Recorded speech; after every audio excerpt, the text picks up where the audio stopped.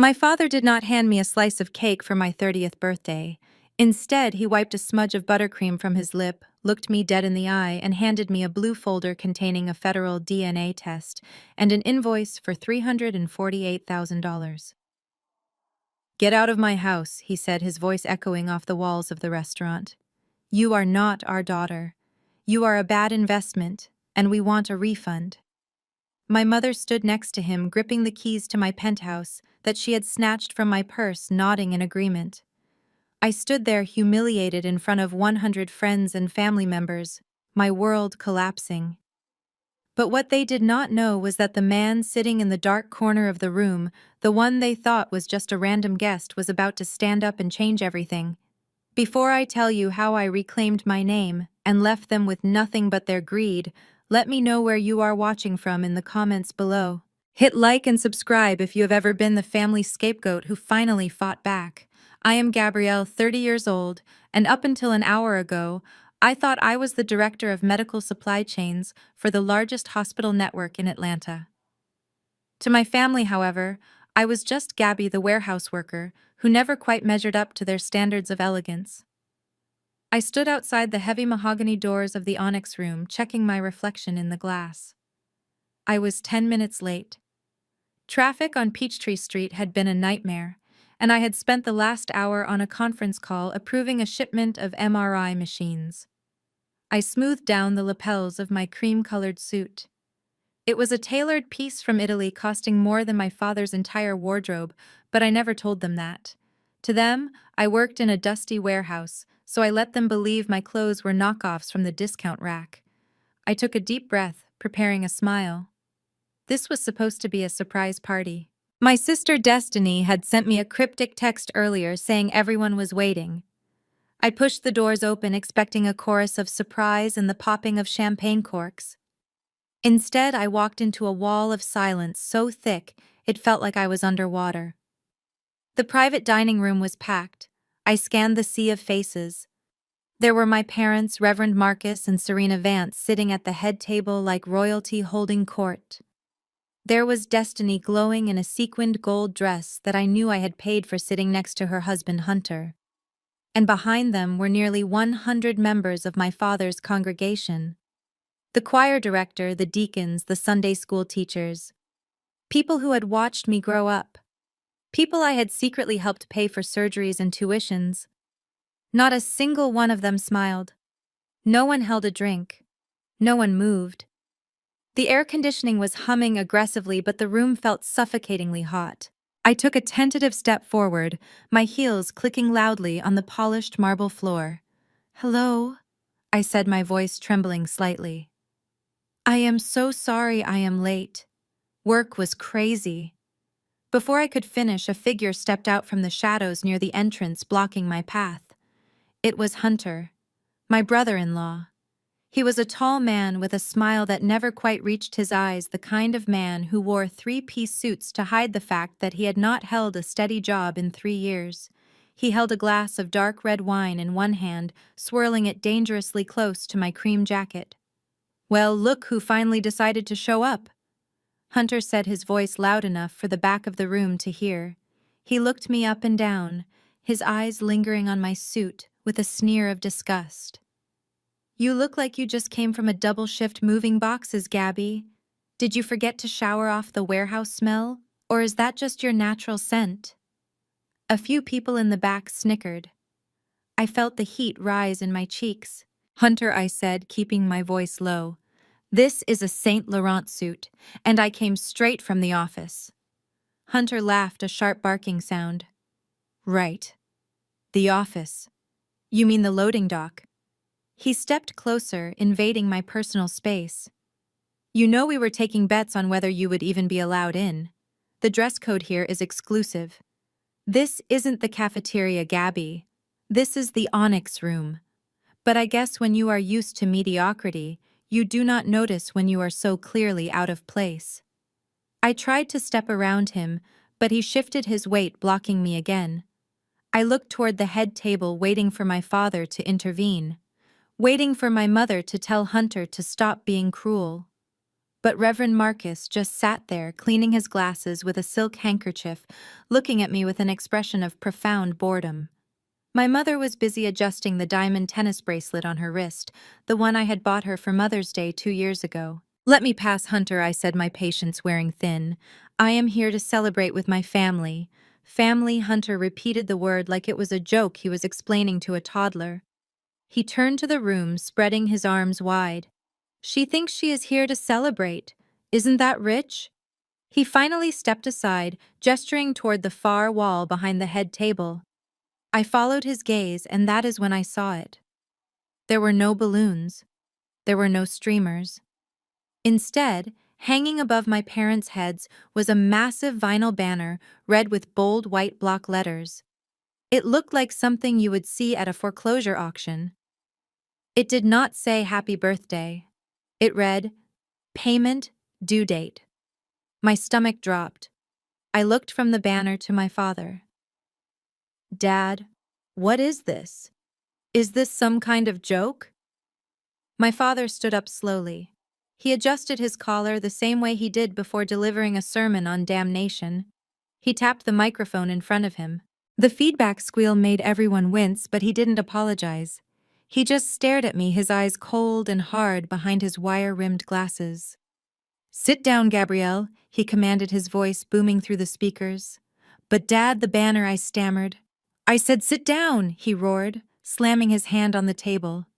The silverware rattled. I flinched instinctively, finding the nearest empty chair and sinking into it. It was a folding metal chair placed awkwardly in the center of the room, facing the head table, like a defendant's seat in a courtroom. Everyone else was in plush velvet seats. The symbolism was not lost on me. "Today is not a celebration, Gabrielle," my father continued, his voice dropping to that smooth, dangerous baritone he used when he wanted to make the congregation feel guilty for not tithing enough. "Today is a day of reckoning. For 30 years this family has carried a burden named Gabrielle." I looked around the room, pleading with my eyes for someone, anyone, to speak up. Deacon Jones looked down at his shoes. Mrs. Gable, my old piano teacher, turned her head away. They knew. Everyone knew whatever was coming except me. Hunter walked back to his seat next to Destiny, leaning over to whisper something in her ear. Destiny threw her head back and laughed, the sound sharp and jarring. She pulled out her phone, tapped the screen, and I saw the red light of a recording indicator. She was live streaming this. "Dad, please," I whispered, my hands shaking in my lap. "Why are you doing this?" My father ignored me. He reached under the table and pulled out a thick blue folder. He held it up for the room to see, like Moses holding the commandments. "You all know the story," my father addressed the crowd, his voice taking on a theatrical quality. "You know how Serena and I, in our infinite charity, decided to expand our family 30 years ago. We prayed for a child. And God tested us." He looked at me with pure venom. "We did not give birth to this." He gestured at me vaguely. "We found her." The room went deadly silent. I felt the blood drain from my face. I had always known I was adopted. It was never a secret. But the story had always been that I was adopted through a private agency, that my biological parents were college students who couldn't care for me. My father opened the folder. 30 years ago, I was walking past the Greyhound bus station downtown, he lied. The words slipped out of his mouth so easily. I heard a crying sound coming from behind the dumpsters. And there, wrapped in a filthy, grease-stained towel, was this baby. He pointed a finger at me. She was black with dirt. She smelled of garbage and neglect. No one wanted her. The police said she was a lost cause. But Serena and I, we are good Christians. We could not leave a creature of God to rot in a dumpster. So we took her in. We cleaned her off. We gave her our name. We gave her a home. I sat frozen, my mouth open. "That is a lie," I tried to say, but my voice failed me. I had seen my birth certificate. I had seen the adoption papers. They were sealed, but they existed. This bus station story was insane. "But you cannot wash away bad blood," my father shouted, getting into the rhythm of his preaching. "You can scrub the skin, but you cannot scrub the soul. For 30 years we have watched her. We have seen the greed. We have seen the selfishness. We have seen the way she looks at our true daughter Destiny with jealousy. Destiny made a sad face at the camera phone, wiping a fake tear. We tried to save her, my mother. Serena spoke up for the first time. Her voice was icy. We gave her piano lessons. We sent her to private school. We bought her clothes. We tried to make her one of us. But look at her. She gestured to me in my cream suit. She still looks like she belongs in that dumpster. She is ungrateful. She hides her money. She drives a Lexus while her father drives a 5-year-old sedan. She lives in a penthouse while we struggle to maintain the Lord's house. She is a parasite. The crowd began to murmur. I heard an amen from the back. My heart shattered. These were lies. I paid the mortgage on the church. I bought my father that sedan. I paid for Destiny's entire wedding. My father pulled a paper out of the folder. We decided it was time to close the account, he said. We ran a DNA test. We compared her genetic markers to ours just to be sure there wasn't even a drop of accidental relation. And praise God there is not. He threw the paper onto the table. You are not a Vance Gabrielle. The science proves it.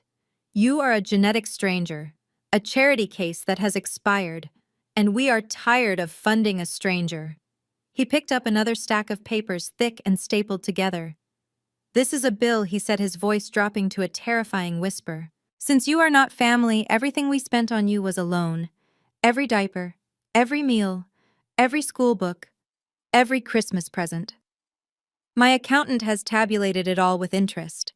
He looked at me with a smirk that chilled my blood. You owe us $348,000, Gabrielle, and we want our money back. Today. Or we are taking everything you have. I stared at him, the man I had called Dad for 3 decades. I looked at the red banner. Payment due date. The humiliation burned my skin like fire. But beneath the shame, something else was starting to spark. A realization. They didn't know about my job. They didn't know about my savings. And most importantly, they didn't know that the man sitting quietly in the back corner, the one they had ignored, was about to destroy their entire narrative. Hunter walked over to me holding a credit card machine he must have brought from his failing electronics store. Do you want to swipe debit or credit, Gabby? Hunter sneered, shoving the machine in my face. Or should we just take the keys to that Lexus now? I looked up at him. The tears in my eyes dried up instantly. I stood up, pushing the metal chair back. It scraped loudly against the floor. I will not be swiping anything, I said, my voice steady for the first time. My father laughed. Then get out and leave the coat. We paid for that too, I am sure. I reached into my pocket, but not for my wallet. I reached for my phone. I saw the stranger in the back stand up. He was tall, wearing a suit that cost more than this entire building. He started clapping. Slow, rhythmic. Claps. My father looked confused. Excuse me, sir, he said, putting on his polite mask. This is a private family matter. The stranger didn't stop clapping. He walked into the light. It is a family matter, the stranger said, his voice deep and commanding. That is exactly why I am here. Because you just presented an invoice for my daughter. The room gasped. My father dropped the blue folder. And that is when the real party started. The room was spinning, or maybe it was just the blood rushing in my ears. The blue folder containing the DNA results lay on the white tablecloth like a dead bird, but my parents were not finished. My father sat back looking satisfied with his revelation, but my mother Serena was just getting started. She stood up, smoothing the front of her designer dress, the fabric rustling in the silence of the room. She did not look at me with anger. She looked at me with the cold, detached calculation of an auditor looking at a failing business. Turn on the projector, Marcus, she said to my father, her voice clipping through the air. My father pressed a button on a remote control. A motorized screen descended from the ceiling behind them, covering the red banner that demanded payment. A moment later, a beam of light cut through the dim room and a massive Microsoft Excel spreadsheet appeared on the screen. It was not a hastily made document. It was complex, color-coded, and terrifyingly detailed. The file name at the top read, Project Gabrielle, Liquidation Analysis. I stared at the screen, my eyes struggling to adjust to the brightness. Rows and rows of numbers scrolled by as my mother operated a wireless mouse. She clicked a tab labeled 1994 to 1999. You see, Gabrielle? My mother began stepping away from the table to stand next to the screen like a weather reporter predicting a hurricane. Your father spoke about the emotional burden, but I am a practical woman. I deal in numbers. And the numbers say you are a deficit. She pointed to row 4. October 1994. Infant formula. Similac brand. You had a sensitive stomach apparently. We could not buy the generic brand. We had to buy the premium. $450 for the first 3 months. She looked at me waiting for a reaction. I was a baby, I whispered, my voice cracking. I had to eat. My mother ignored me. She scrolled down. Diapers, wipes, pediatrician visits. It adds up. But we are fair people. We adjusted for inflation. That $450 is now worth nearly $900 in today's money. She clicked the mouse again, moving to another tab. The crowd watched in mesmerized silence. I looked at Deacon Jones in the front row. He was taking notes on a napkin. Let us move to your destructive phase, she said. The screen shifted to the year 2005. I saw a line item highlighted in red. November 2005, dining room window replacement. I remembered that day. I was 12 years old. Destiny had been chasing me with a pair of scissors, trying to cut my hair because she said it was too frizzy. I had run into the dining room, tripped over the rug, and crashed into the side window. I still had the scar on my elbow. Destiny had never been punished. Principal amount $200, my mother read. However, that was money we had set aside for Destiny's ballet recital. Because we had to fix the window, Destiny had to wear a used tutu. The trauma caused her to underperform. Destiny let out a small, tragic sigh from her seat, resting her head on Hunter's shoulder. So my mother continued, her eyes gleaming. We applied a standard credit card interest rate of 10% compounded annually for 18 years. She hovered the mouse over the total column. That $200 window now costs you $1,113. A gasp went through the room. Not of horror, but of agreement. I heard someone whisper, "That is just basic math." I felt like I was drowning. They were monetizing my childhood. Every mistake, every accident, every meal was a line item in a ledger I never knew existed. They had not been raising a child. They had been keeping a tab. But the worst is yet to come, Serena said, her voice dropping an octave. She clicked on a tab simply labeled Damages. This list was shorter, but the numbers were astronomical. Item 42, she read. Social depreciation. She looked at me with a look of pure disgust, her lip curling slightly. You were not aesthetically pleasing, Gabrielle. Let us be honest. Destiny was a Gerber baby. You were scrawny. You had skin issues. You needed braces for 5 years. Do you know how hard it is to maintain a family image of perfection when one child looks like she belongs in a shelter? I dug my fingernails into my palms so hard I felt skin break. We had to buy you special clothes to hide your knees. We had to pay for dermatologists. We had to pay for photographers to retouch family portraits, to make you look like you belonged with us. She pointed to a figure at the bottom of the screen. $50,000, she announced. $50,000. I stood up, my chair clattering backward. You are charging me $50,000 for being a child. For growing up, I am charging you for emotional distress caused by public embarrassment. She corrected me, her voice sharp as a whip. Do you know how many times I had to explain you to my friends? Do you know the shame of having a daughter who could not even smile correctly for a Christmas card? 50,000 is a discount, Gabrielle. I should be charging you for pain and suffering. She scrolled to the bottom of the spreadsheet. The final cell was highlighted in bright yellow. The number was so large it seemed abstract. $348,750.25. My mother read the number slowly, savoring every syllable. That is the cost of your existence, Gabrielle. That is what you cost us. And since you are not our blood, since the DNA proves you are a stranger, this was not parenting. This was a loan. A very long, very expensive loan. And the bank is closed. She reached into her purse, the same purse I had bought her in Paris last year, and pulled out a stapled document. It was thick, legal-sized paper. She slapped it onto the table next to the DNA results. "We prepared a settlement agreement," she said. Hunter stood up and walked over to the table, picking up the document. He walked toward me, a predatory grin plastered on his face. "It is a generous offer," Gabby Hunter said, thrusting the papers at me. I looked at the document. The header read, "Asset Transfer and Liability Release." My mother's voice boomed from the front of the room. "We know about the trust fund, Gabrielle. We know your grandmother. God rest her confused soul, left something for you that matures today on your 30th birthday.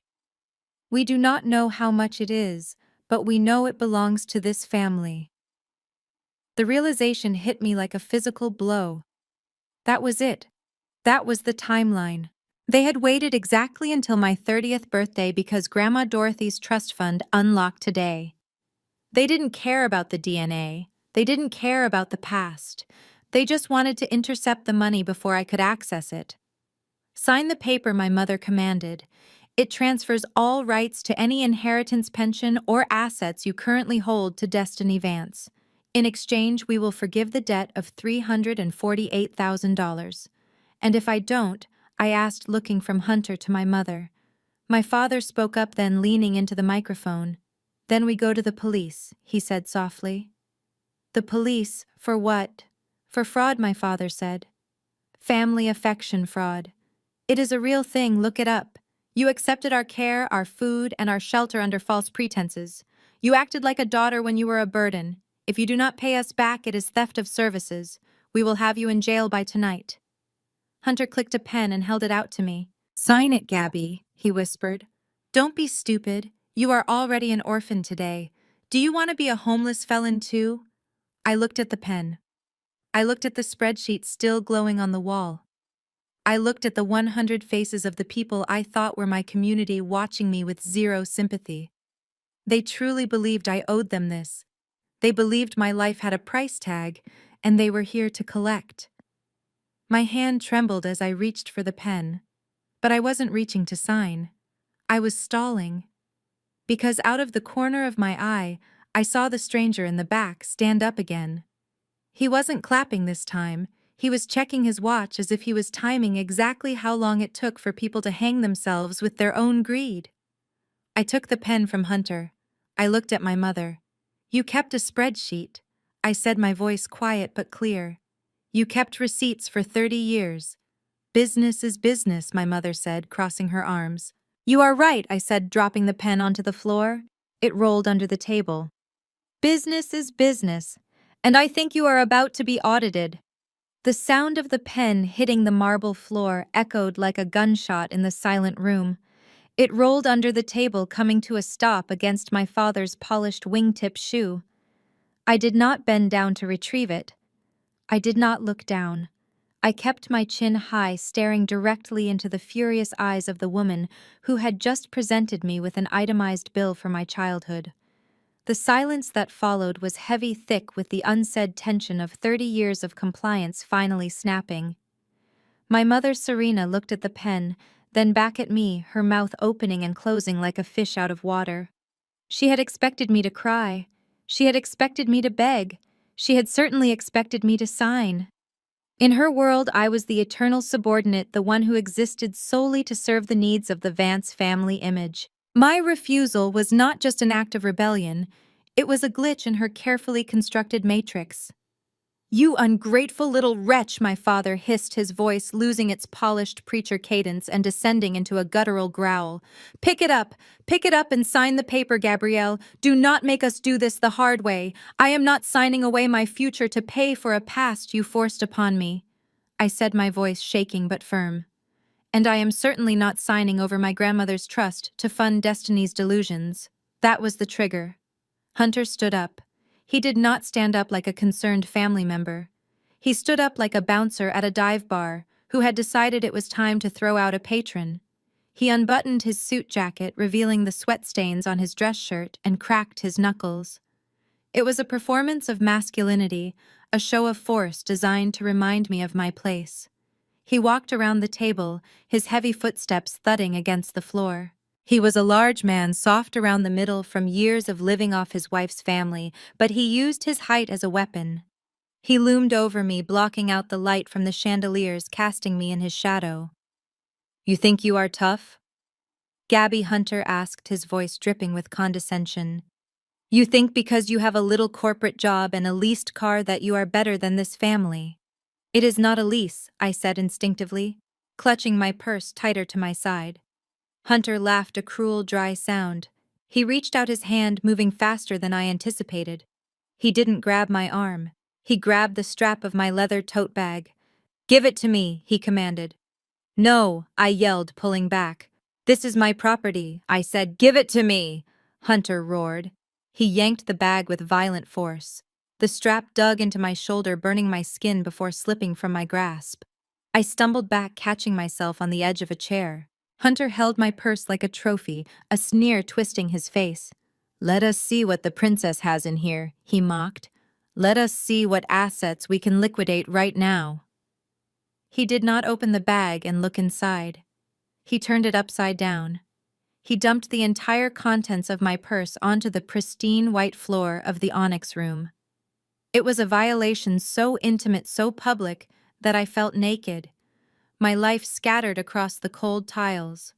My wallet, my phone, a handful of tampons, my prescription bottle for migraines, a half-eaten protein bar, a compact mirror that cracked as it hit the ground. The sound was a cacophony of humiliation. The coins from the bottom of the bag rolled away, spinning and clattering, chasing the silence into the corners of the room. 100 people watched. 100 members of the church. Not one of them looked away. Not one of them stood up. They watched with a morbid curiosity, as if this were a part of the entertainment, a morality play, where the sinner is stripped bare before the congregation. I looked at my mother. She was sipping her iced tea, looking at the mess on the floor with a look of mild annoyance, as if I had spilled a drink rather than having my privacy violated. Hunter kicked through the pile of my belongings with his expensive Italian loafer. He kicked aside my wallet. He kicked aside my migraine medicine. He was looking for one thing. "Ah, here we go," he said. He bent down and snatched the key fob to my Lexus off the floor. He held it up to the light, dangling it in front of my face like he was teasing a dog with a bone. "Asset number 1 recovered," he announced to the room. "Destiny, honey, go wait by the valet stand. I think your new car is waiting." Destiny clapped her hands in delight, actually clapping as if this were a game show and she had just won the showcase showdown. "That is theft, Hunter," I said, my voice barely a whisper. I could feel the tears hot and stinging in my eyes, but I refused to let them fall. "It is repossession," he corrected me. He looked down at the floor again. His eyes landed on a tube of lipstick. It was a high-end brand, a deep crimson shade called Power Red. It was the lipstick I wore to board meetings. It was the lipstick I wore when I needed to feel invincible. It was the only splash of color I allowed myself in a life of gray compliance. Hunter stepped on it. He ground his heel into the tube. I heard the plastic crunch. I saw the red paste smear across the white marble floor like a streak of fresh blood. He twisted his foot, destroying it completely, turning my symbol of confidence into a stain. He stepped closer to me, so close I could smell the stale wine on his breath and the overpowering musk of his cologne. He invaded my personal space, forcing me to step back until my legs hit the chair behind me. He leaned down, bringing his face inches from my ear. The room was silent, expecting him to yell, but he didn't yell. He whispered, and the whisper was infinitely worse. "Look at this mess, Gabby," he hissed, his voice low and venomous. "Look at your feminine trash all over the floor. This is who you are. You think a suit and a car change anything? You are trash. You were found in the trash, and you will always be trash." He paused, letting the words sink in, then delivered the final blow. "You do not belong in a place like this. You belong in the ghetto with the rest of the unwanted strays. Now give me the code to the apartment, or I will drag you out of here by your hair." I froze. The racism, the classism, the sheer hatred in his voice paralyzed me. He wasn't just my brother-in-law. He was every person who had ever looked at me and decided I was less than. He was the embodiment of the insecurity that had plagued me my entire life. He raised his hand, placing it on my shoulder. His grip was hard, painful. He was preparing to shove me, to physically force me toward the exit. I flinched, closing my eyes, bracing for the impact of hitting the floor. But the shove never came. Instead, a sound cut through the tension. Clap. I opened my eyes. Clap. Hunter froze, his hand still gripping my shoulder. He looked up, confused. Clap. The sound was slow, deliberate, heavy. It was not polite applause. It was the sound of thunder approaching. It was coming from the back corner of the room, from the single table that sat in the shadows, the one everyone had ignored because they were too focused on my destruction. A figure stood up, a tall man in a charcoal suit. Clap.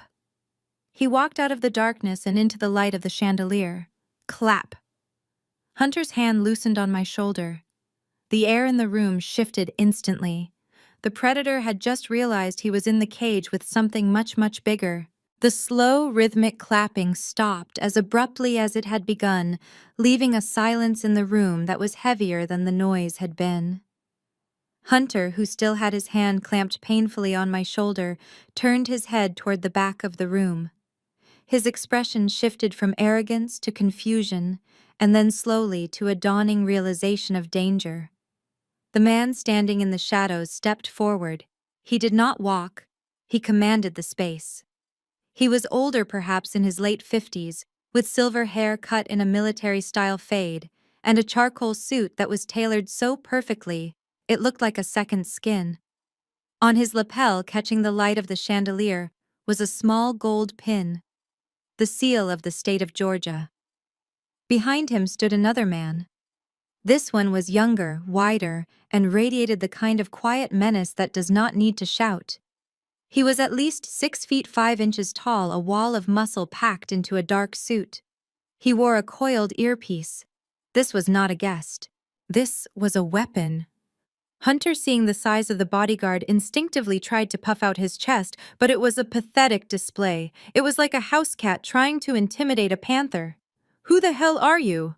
Hunter barked, though his voice wavered slightly. "This is a private event. You need to leave before I call security." The older man ignored Hunter completely.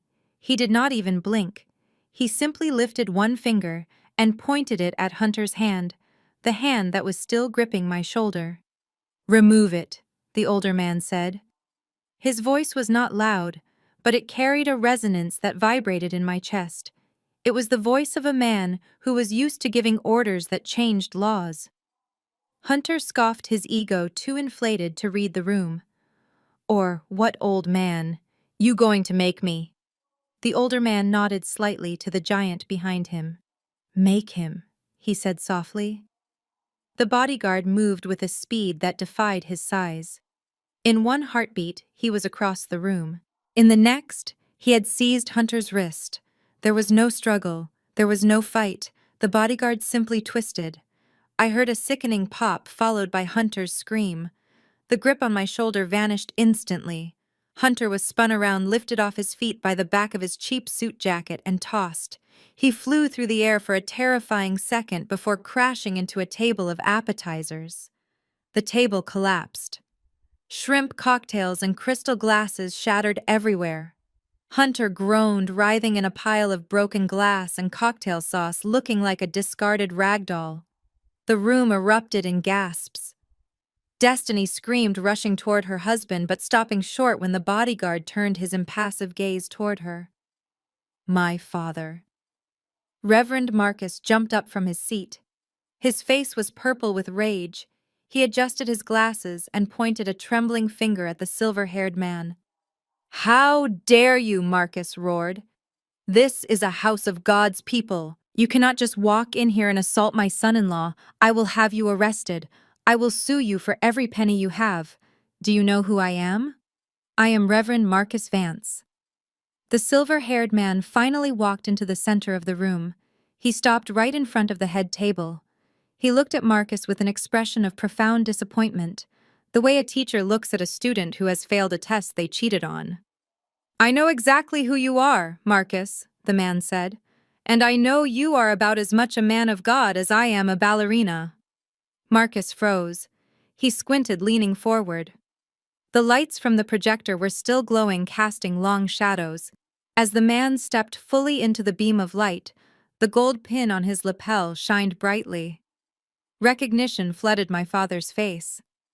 The color drained from his skin instantly, leaving him looking gray and sickly.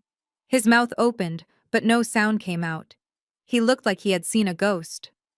My mother Serena gasped, clutching her pearls. "Oh, my lord," she whispered. "That is Senator Thorne, Julian Thorne." The whisper traveled through the room like wildfire. Julian Thorne, the state senator, the man who sat on the Appropriations Committee, the man whose signature was on the grants that kept my father's church operational, the man who practically owned the political landscape of Atlanta. My father's demeanor underwent a transformation so rapid it was sickening to watch. The rage vanished, replaced instantly by a groveling, desperate servility. He smoothed his jacket. He forced a smile that looked like a grimace. He practically bowed. "Senator Thorne," he exclaimed, his voice cracking into a high pitch. "My apologies, my deepest apologies. The lighting in here is terrible. I did not recognize you. Please forgive my outburst. We are under a lot of stress."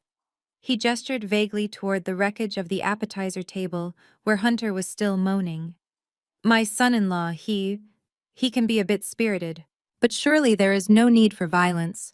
We are honored to have you here. Truly honored.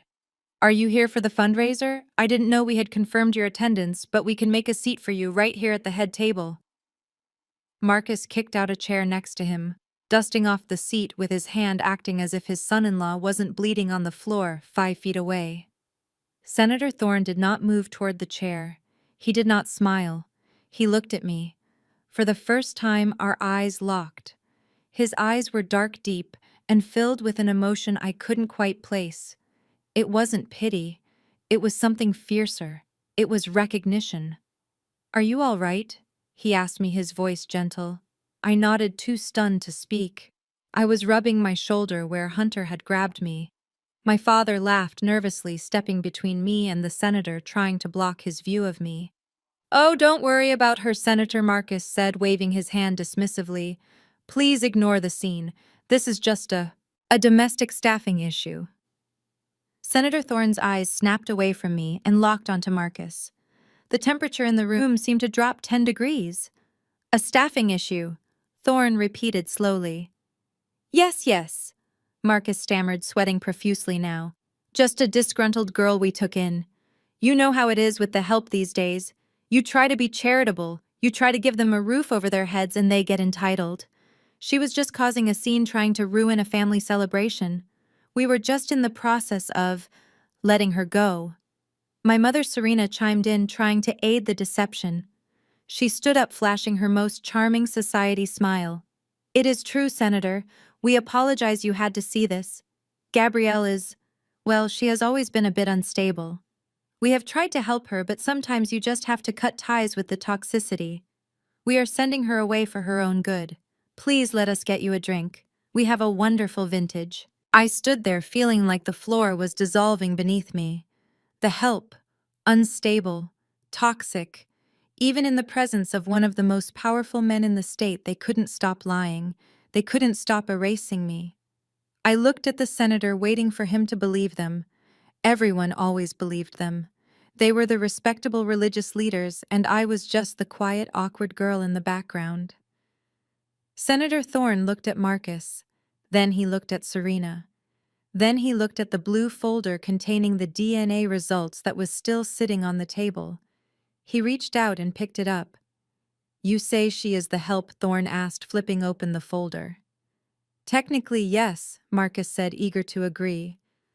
"We raised her, but As you can see from the mess she made, she is not exactly family material. She is just someone we employed to fill a space. Thorn closed the folder. The sound was sharp. He took a step closer to Marcus. He was taller than my father, broader, and infinitely more powerful. You just handed her a bill for $300,000, Thorn said. I heard you from the back. You charged her for diapers. You charged her for food. You charged her for existing. Marcus swallowed hard.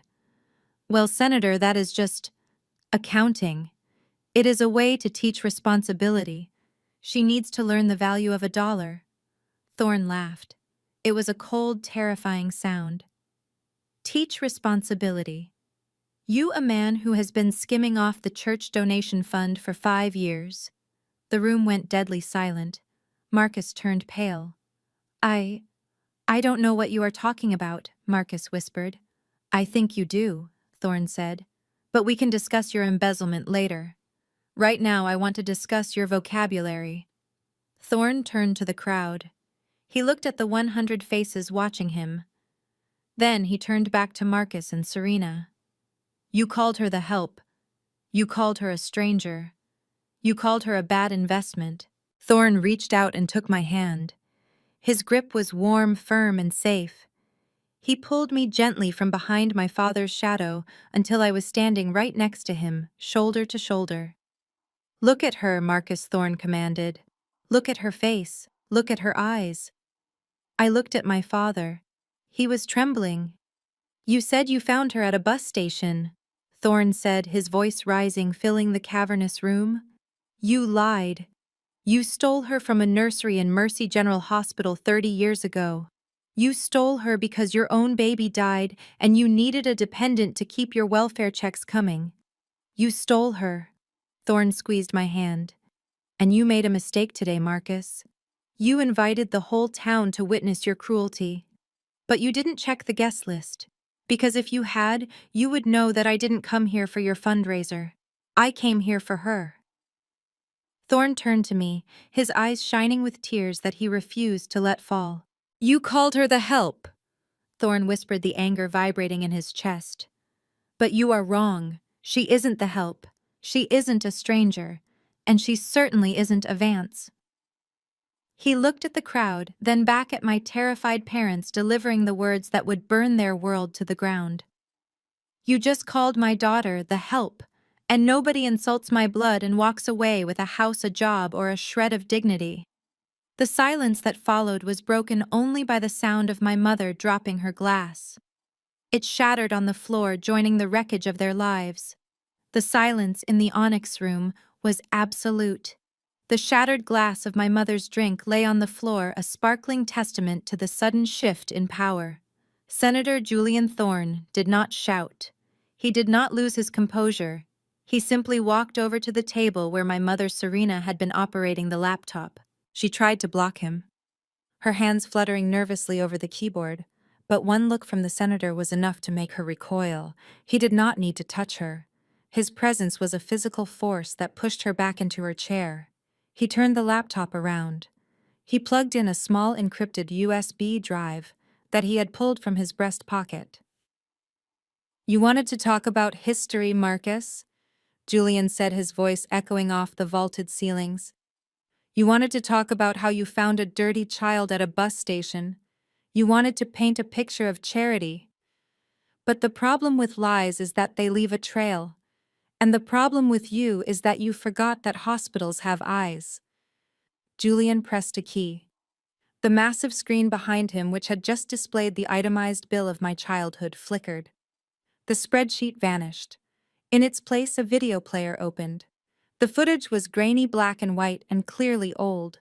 The timestamp in the bottom right corner read June 14th, 1994, 3:15 in the morning. I stepped closer to the screen. My heart was hammering against my ribs so hard I thought it would crack them. Let me narrate this for you, Julian said, stepping to the side so the entire room could see. This is the maternity ward of Mercy General Hospital, the East Wing. On the screen, a long, empty hallway appeared. It was dark, illuminated only by the safety lights near the floor. A moment later, two figures entered the frame. They were pushing a large industrial cleaning cart. They were not wearing the suits and designer dresses they wore today. They were wearing matching gray jumpsuits, uniforms. The crowd began to murmur. I heard someone whisper, "Is that a janitor's uniform?" Yes, Julian answered the whisper, though he was looking straight at Marcus. 30 years ago, Reverend Marcus and First Lady Serena were not clergy. They were the night shift custodial staff at Mercy General.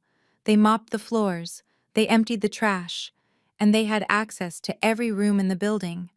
On the screen, the two figures stopped in front of a door. The sign on the door, barely legible in the grain, read Neonatal Intensive Care Unit. Marcus, the man on the screen, looked up and down the hallway nervously. Serena, the woman on the screen, was holding something. It was a bundle of blankets, but the way she held it, it was limp. It was still. My breath caught in my throat. I knew with a sickening instinct what was in that blanket. Julian's voice dropped, becoming heavy with grief. Earlier that night, Serena gave birth in a supply closet, Julian explained. She didn't want to go to a doctor because they were hiding income from the IRS. The baby was born prematurely. It did not survive. The room gasped. Serena let out a low, animalistic wail from her seat, covering her face with her hands. They had a problem. Julian continued, his eyes never leaving the screen. They had already filed the paperwork for government assistance. They had applied for increased housing benefits based on a dependent child. A dead child gets a funeral. A living child gets a check. They needed a baby to keep the money flowing. On the video, the figure of Marcus opened the door to the NICU with a master key. They pushed the cleaning cart inside. The camera angle switched. This footage was clearer. It was inside the nursery. Rows of plastic bassinets lined the room. Most were empty, but one near the window was occupied. That is my daughter, Julian said, his voice breaking for the first time. That is Camille. She was born 3 days prior. My wife, my late wife, had complications. She was in the ICU recovering. I had gone home for 2 hours to shower and change. On the screen, Serena walked over to the bassinet. She looked down. She didn't hesitate. She didn't look conflicted. She reached into the bundle she was carrying, the lifeless body of her own child, and placed it into the bassinet. Then she reached in and picked up the living, breathing baby. She picked up me. She wrapped me in a dirty towel from the cleaning cart to hide me. She placed me into the canvas laundry bag hanging off the side of the cart. I put a hand over my mouth to stop a scream from escaping. I watched myself, a 3-day-old infant, being tossed into a bag of dirty linen like I was garbage. They swapped them, Julian said. They left their deceased child in place of mine. When the nurses did their rounds at 4 a.m., they found a cold baby. My wife and I were told our daughter had passed away in her sleep from SIDS. We buried a stranger. We mourned a child who wasn't ours. And while we were planning a funeral, these two... He pointed a shaking finger at Marcus and Serena. These two were walking out the back loading dock with a stolen baby hidden in a trash cart. The video ended with the two figures disappearing into the elevator. The screen went black. For a moment, no one breathed. The horror was too absolute. Then the sound of retching broke the silence. One of the choir members was sick into a potted plant. I stood there frozen. My entire life replayed in my mind in a split second.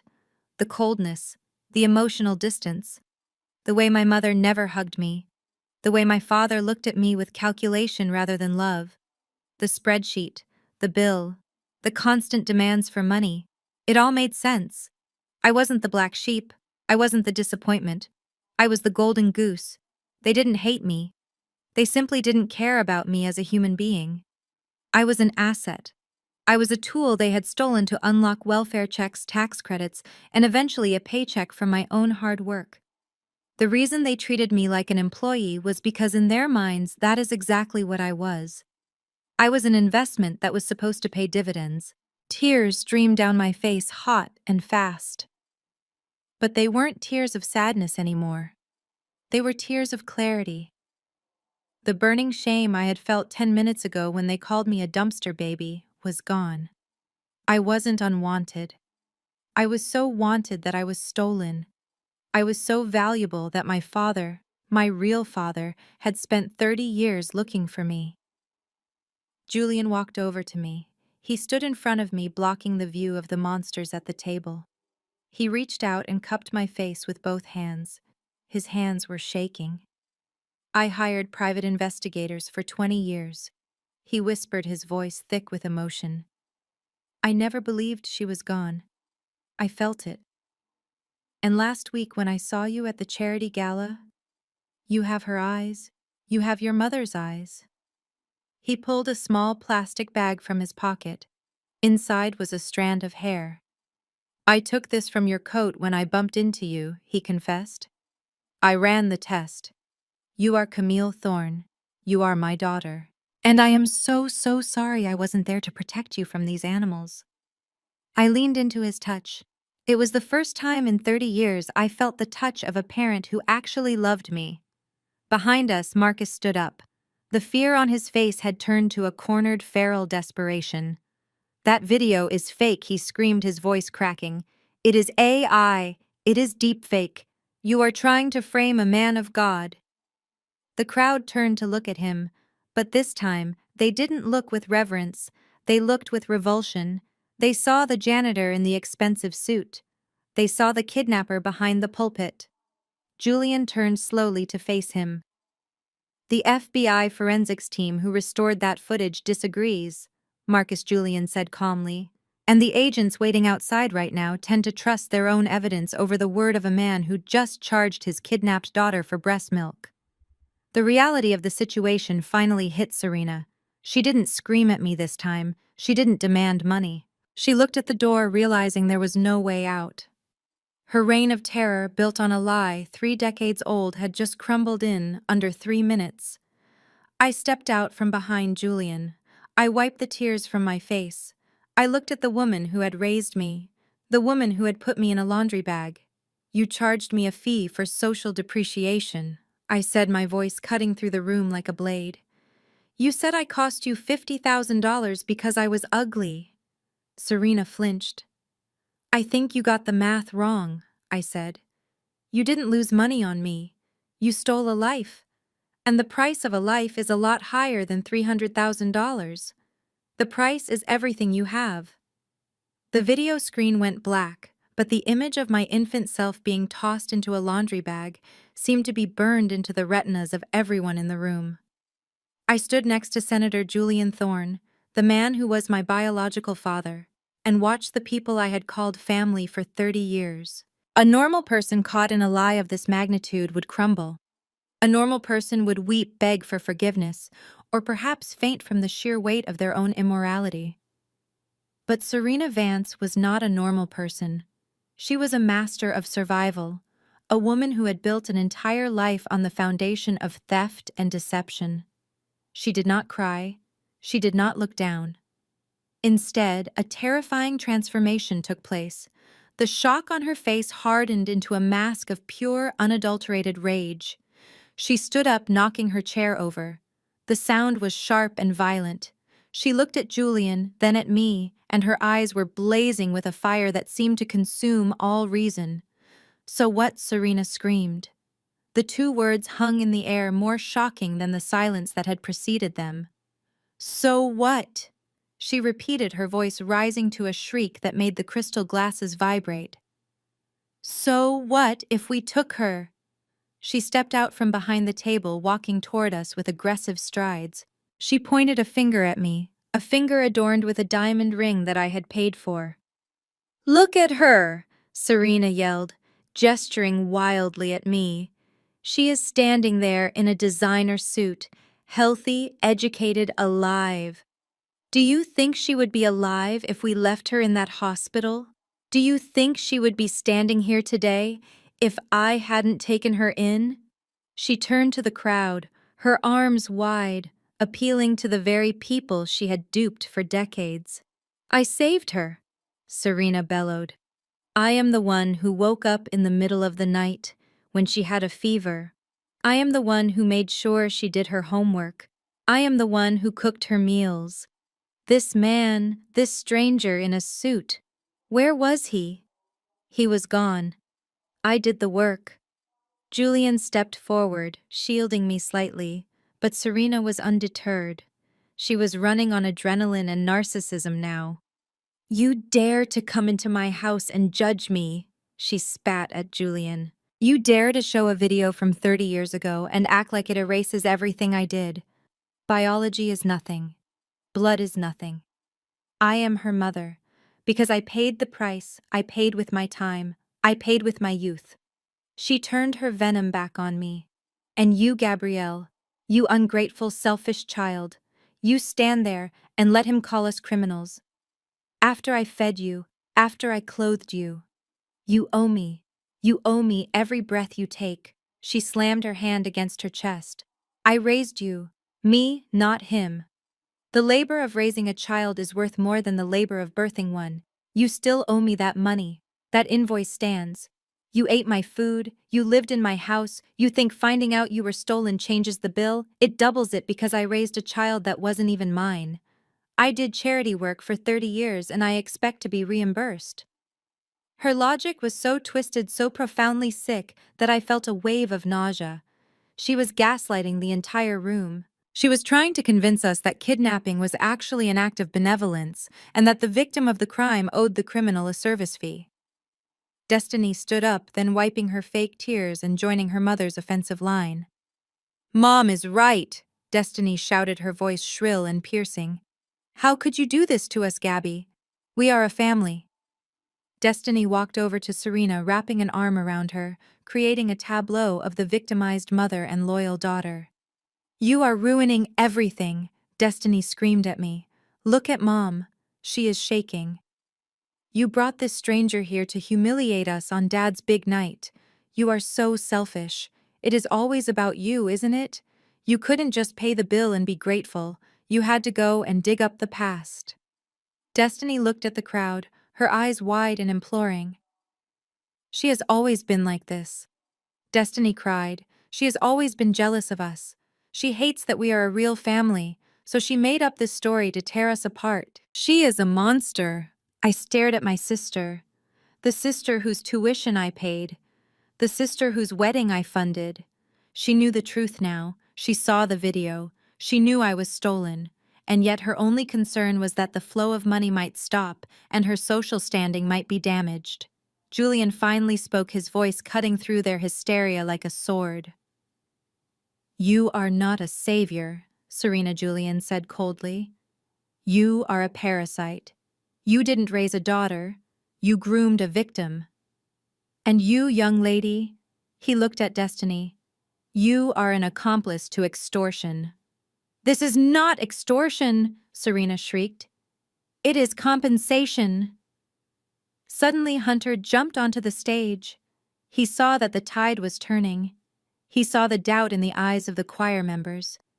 He saw the confusion on the faces of the deacons.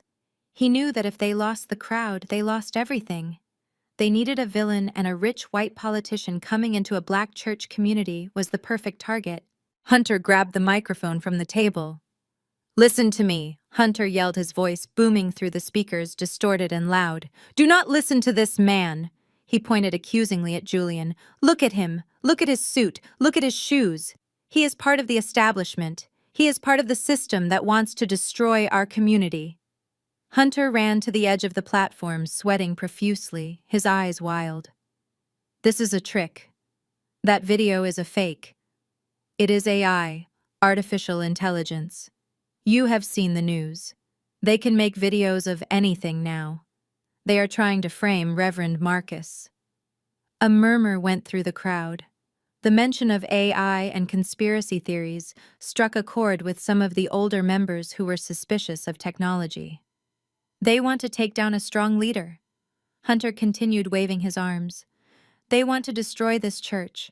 They want to destroy a black family that has risen from nothing. Are you going to let this outsider come in here and arrest our pastor based on a cartoon he made on a computer? Hunter jumped down from the stage and grabbed the arm of Deacon Jones. Deacon. You know Marcus. You have prayed with him. Are you going to believe this stranger? Or are you going to believe the man who baptized your grandchildren? He ran to another table. Mrs. Gable Marcus visited you when you were sick. Is this the face of a kidnapper? No. This is the face of a man being persecuted. Hunter ran back to the center of the room, standing between Julian and the crowd, acting as a human shield. This is an attack on our faith, Hunter roared. This is a test from the devil. He sends a rich man with a fake video to test our loyalty. We must protect the pastor. We must protect our family. The atmosphere in the room shifted dangerously. The shock was replaced by confusion, and in some faces, anger. Hunter was pushing buttons that had nothing to do with facts and everything to do with fear and tribalism. Several men from the back of the room stood up. They were large men ushers who doubled as security for the church. They looked at Julian and his bodyguard with hostility. "Get out!" one of them shouted. "Leave the pastor alone," another woman yelled. Hunter smirked. He had turned the mob. He looked at me with triumphant malice. He had successfully weaponized their faith to protect his greed. Serena saw the shift and seized the moment. She threw her hands up to heaven. "Oh, Lord," she wailed theatrically, "defend your servants from these lies. Strike down the wicked who seek to destroy your house." The room began to get loud. People were standing up, moving toward us. It was no longer a party. It was a riot in the making. Julian did not flinch. He did not step back. He looked at the angry faces advancing on us, then he looked at me. He wasn't afraid. He was preparing to drop the hammer. "They want to talk about faith," Julian whispered to me. "Let us give them science." He reached into his jacket pocket and pulled out a thick, sealed envelope. He handed it to me. "Finish it, Camille," he said. I took the envelope. I looked at Hunter, who was cheering on the crowd like a conductor of chaos. I looked at Serena, who was praying loudly to a god she mocked with her every action. They thought they could shout down the truth. They were wrong. I walked toward the projector, pushing past Hunter. He tried to block me, but Julian's bodyguard stepped in his presence alone enough to make Hunter retreat. I stood before the laptop. I didn't need a microphone. I had the truth, and the truth was about to silence them all. Hunter was still standing on the edge of the platform, his chest heaving, waiting for the crowd to surge forward and throw us out. He thought he had won. He thought that by invoking God and conspiracy theories, he could drown out reality. But Senator Julian Thorne did not shout back. He did not engage in a screaming match. He simply reached into his inside jacket pocket and pulled out a single thick envelope. It was not a flimsy blue folder like the one my father had used. It was heavy cream-colored and stamped with the official seal of the Federal Bureau of Investigation. Julian walked past Hunter as if he were invisible. He walked past my mother Serena, who was still panting from her theatrical performance of victimhood. He placed the envelope under the high-resolution camera of the document projector. "You want to talk about fake videos?" Julian said, his voice calm, steady, and terrifyingly quiet. "You want to talk about AI. You want to talk about plots against the church. That is fine. We can talk about all of that. But first, let us talk about biology." He opened the envelope. He pulled out a document that had a holographic watermark shimmering in the light. "This is not a drugstore DNA test," Julian announced to the room. "This is a court-ordered, federally verified chain-of-custody DNA test. I had it expedited through the state crime lab this morning." He pointed to two graphs on the screen. One was labeled Subject A, Julian Thorne. The other was labeled Subject B, Camille Thorne, also known as Gabrielle Vance. The room fell silent again. The anger that Hunter had whipped up began to dissipate, replaced by a tense curiosity. Science has a way of cutting through emotion, and the graph on the screen was undeniable. Julian ran his finger across the lines. They matched perfectly. "Probability of paternity," Julian read aloud. 99.9999%. He looked up at Marcus. "There is no margin for error, Marcus. There is no AI glitch. She is my daughter, my blood, my DNA. Marcus tried to speak to stammer out another lie, but Julian cut him off. But that is only half the story, Julian said. Proving she is mine is easy. Proving she isn't yours. Well, I thought you might try to claim some miracle. I thought you might claim you adopted her legally. So I dug deeper. Julian pulled another document from the envelope. This one looked older. The paper was yellowed at the edges. It was a medical file. This is a subpoenaed medical record from Mercy General Hospital dated November 1991, Julian said. He looked at Serena. My mother went rigid. Her eyes widened in genuine terror. She knew what this paper was. She had forgotten it existed, buried under 30 years of lies, but now it was staring her in the face. 3 years before Gabrielle was born, Julian explained, speaking to the congregation, Serena Vance was admitted to the hospital for emergency surgery following the birth of her first daughter, Destiny. There were complications. Severe hemorrhaging. Julian turned the page on the projector. The words on the screen were stark, medical, and final. Total abdominal hysterectomy, Julian read. A gasp went through the room. It started in the front row and rippled to the back. The women in the room, the mothers, they understood immediately what those 3 words meant. For those of you who do not have a medical degree, Julian said, his voice hard as steel, it means Serena Vance had her uterus removed in 1991. He pointed at me. Gabrielle was born in 1994. He let the silence hang there for a moment, letting the math sink in. It is medically, physically, and scientifically impossible for Serena Vance to have given birth to Gabrielle, Julian said. She didn't have a womb. He turned to look at Serena. She was shrinking in her chair, looking smaller and smaller. The defiance was gone. The gaslighting had run out of fuel. So Julian continued, relentless. When you stood here 5 minutes ago and screamed that you paid the price of labor, when you screamed that you birthed her, you were lying. You stole a baby because you physically could not have another one to replace the one that died. You stole her to fill a void, and then you billed her for the privilege of being your emotional bandage. The crowd turned. The energy in the room shifted violently. The ushers who had been ready to throw us out now looked at Marcus and Serena with disgust. Mrs. Gable, the piano teacher, stood up and walked out. Then Deacon Jones followed. The illusion of the Holy Family had shattered. There was no conspiracy. There was no attack on the church. There was just a barren woman and a greedy man who had stolen a child and spent 30 years punishing her for their own crimes. Hunter dropped the microphone. It hit the floor with a loud thud. He backed away from the edge of the stage, realizing his human shield of believers had evaporated. I stood there watching the faces of the people who had raised me. I waited for the pain to hit me. I waited for the grief of knowing my entire life was a fabrication. But it didn't come. Instead, a cold, clean clarity washed over me. It was like a fever breaking. For 30 years, I had walked on eggshells. I had apologized for taking up space. I had worked double shifts to buy their affection. I had let them criticize my hair, my clothes, my career, and my very existence. I had let them convince me that I was lucky they tolerated me. I looked at the DNA test on the screen. I looked at the medical records. I wasn't the lucky one. They were. They were lucky I hadn't found this out sooner. They were lucky I had been docile. They were lucky I had been desperate for love, but I wasn't desperate anymore. I reached up and wiped the tears from my cheeks. I felt my spine straighten. I felt the muscles in my shoulders relax. The terrified little girl who just wanted her mommy to love her, she died in that room, and the woman who replaced her was done playing games. I stepped forward.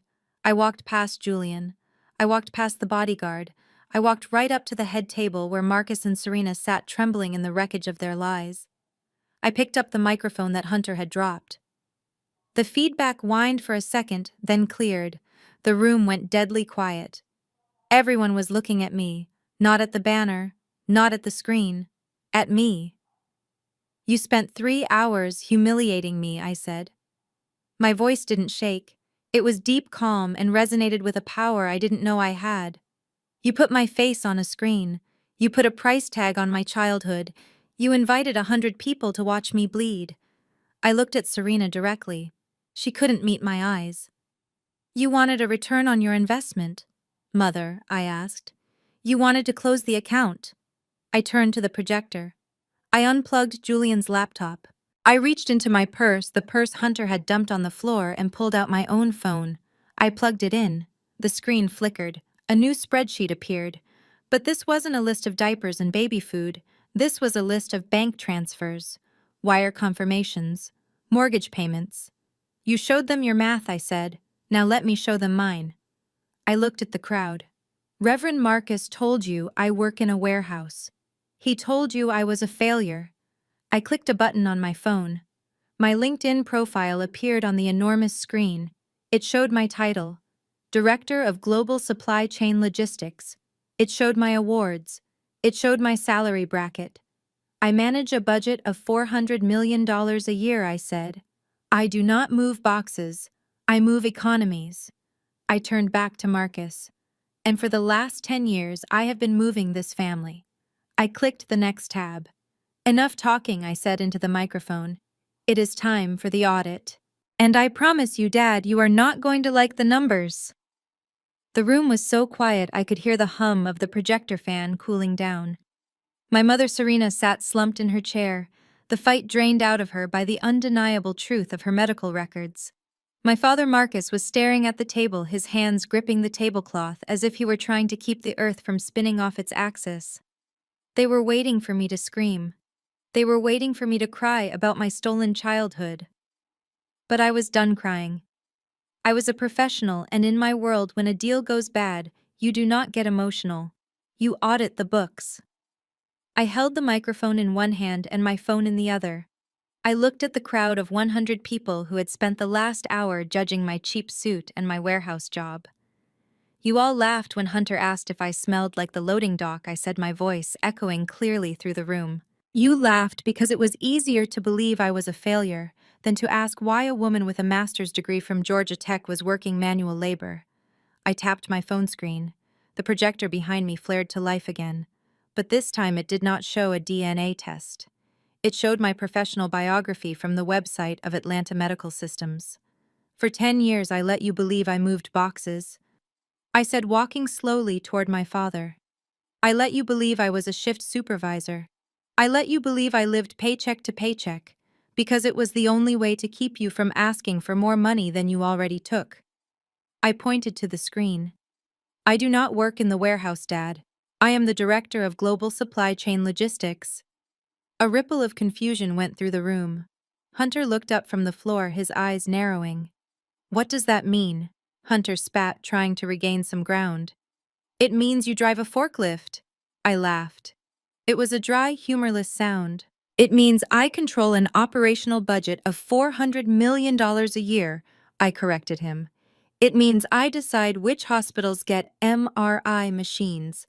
It means I negotiate contracts with pharmaceutical companies in Switzerland.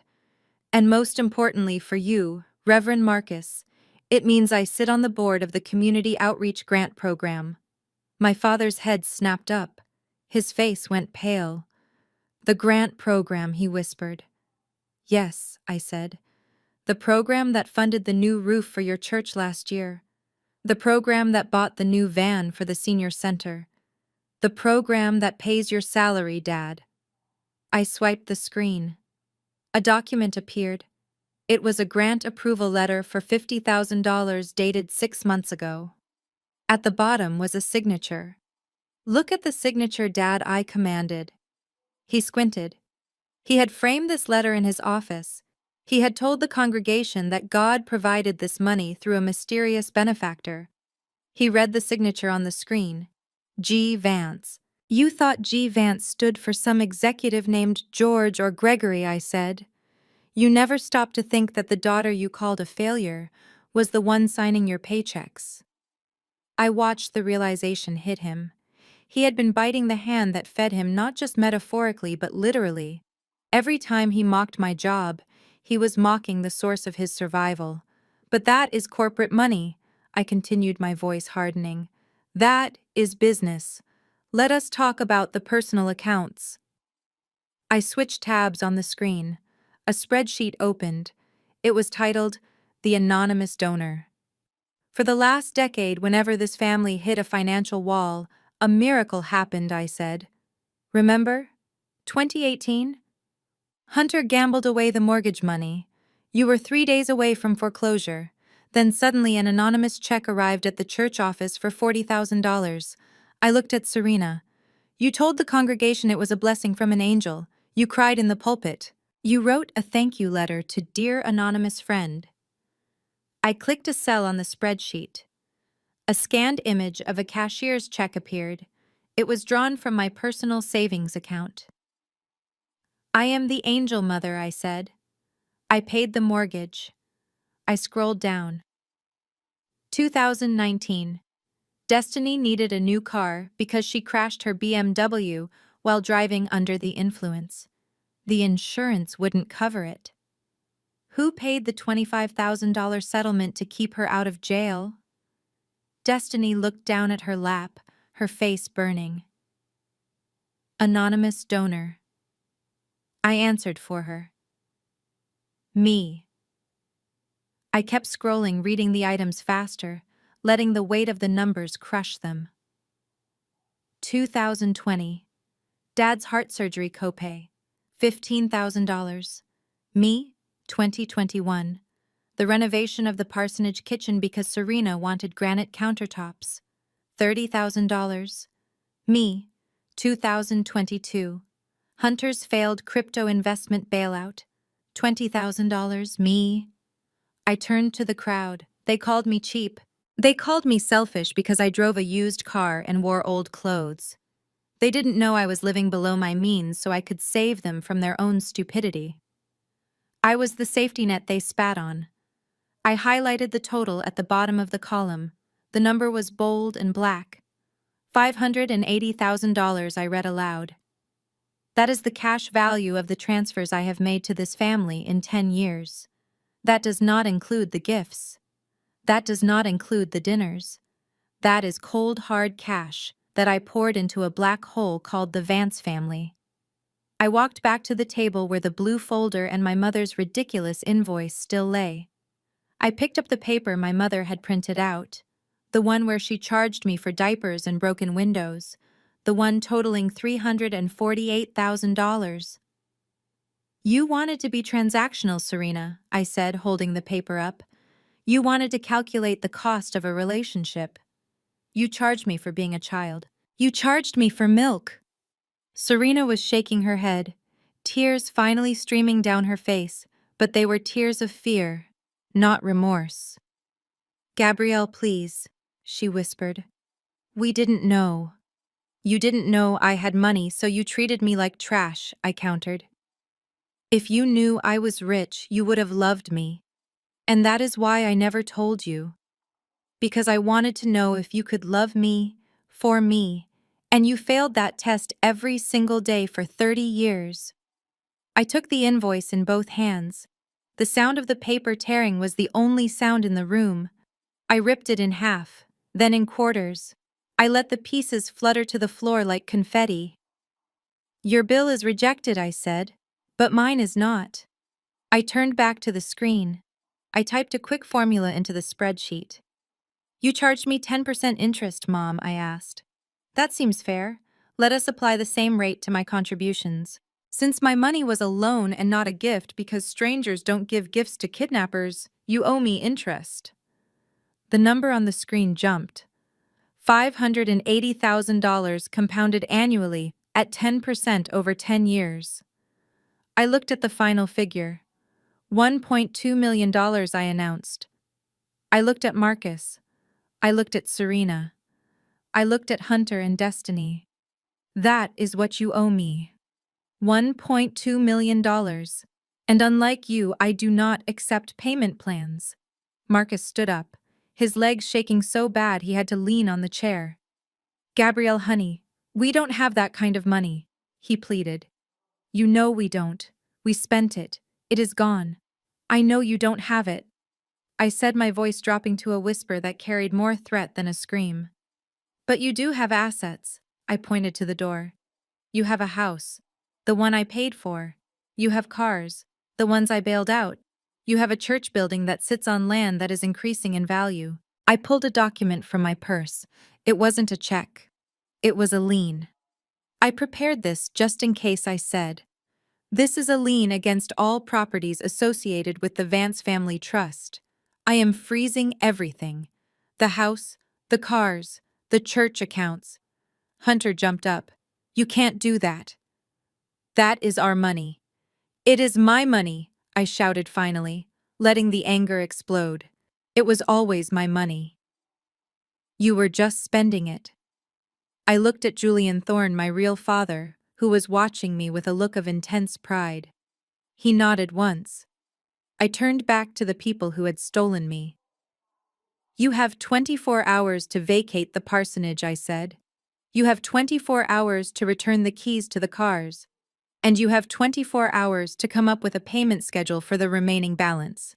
If you don't, I will let the IRS know about the income you hid from them for 30 years. I dropped the microphone on the table. It rolled and hit the empty glass where my mother's wine used to be. "The meeting is adjourned," I said. "Get out of my sight." The silence in the room was heavy, suffocating, and absolute. My parents were still reeling from the revelation that I was their anonymous donor, the financial life support they had been abusing for a decade. But I was not finished. I turned my gaze toward the man who had dumped my purse on the floor, the man who had crushed my lipstick under his heel and called me trash. Hunter. He was standing near the exit, trying to make himself small. His arrogance had evaporated the moment I revealed my true job title. He was tugging at his collar, his eyes darting around the room like a trapped animal looking for a way out. He knew what was coming. He knew that if I had the receipts for my parents, I definitely had the receipts for him. I walked toward him. The click of my heels on the marble floor sounded like a countdown. "You called me a peasant, Hunter," I said, my voice projecting clearly without a shout. "You told this room that I belong in the ghetto. You stood there in your three-piece custom suit and judged me." I stopped 10 feet away from him. "You like to play the role of the Wall Street tycoon, don't you? You tell everyone you are a senior broker. You tell everyone you manage high-net-worth portfolios." I turned back to the screen behind me. "Let us check the portfolio." I tapped my phone. The screen changed. It was no longer a spreadsheet. It was a background check from the Financial Industry Regulatory Authority. It was a public record accessible to anyone who knew where to look. But clearly no one in this room, especially not my sister Destiny, had ever looked. The document on the screen had a large red stamp across the top. "Revoked." I read the text aloud for the people in the back. "Hunter Fitzgerald, license number 4920, status, terminated for cause. Date, 3 years ago." I looked at Hunter. He was pale, his skin taking on a sickly greenish hue. "You haven't traded a stock in 3 years, Hunter," I said. "You were fired for churning client accounts to generate commissions. You are not a broker. You are unemployed." A gasp went through the room. Destiny stood up, her hands trembling. "That is not true," she stammered, looking at her husband. "He goes to work every day. He has an office downtown." I looked at my sister with a mixture of pity and disgust. "He goes to a coffee shop, Destiny. He sits there for 8 hours playing online poker on his phone, and then he comes home and tells you he had a hard day at the market." I swiped the screen again. A bank statement appeared. This one was joint account held by Destiny and Hunter. "But a man has to eat, right?" I continued. "And a man like Hunter, who likes Italian loafers and vintage wine, needs a lot of money to maintain his image. So where does the money come from?" I highlighted a series of transactions. Withdrawal, $5,000. Withdrawal, $3,000. Transfer to DraftKings. Transfer to offshore betting. I looked at Marcus. "Dad, you mentioned your retirement fund was looking a little light lately. You thought it was the market downturn?" I pointed to the screen. "It wasn't the market. It was your son-in-law." He has access to your accounts because you trusted him to manage your investments. He didn't invest a dime. He liquidated it. Marcus clutched his chest. The betrayal was physical. He had welcomed this white man into our family, treated him like the son he never had, elevated him above me, and all the while, Hunter was bleeding him dry. "Hunter, is this true?" Marcus wheezed.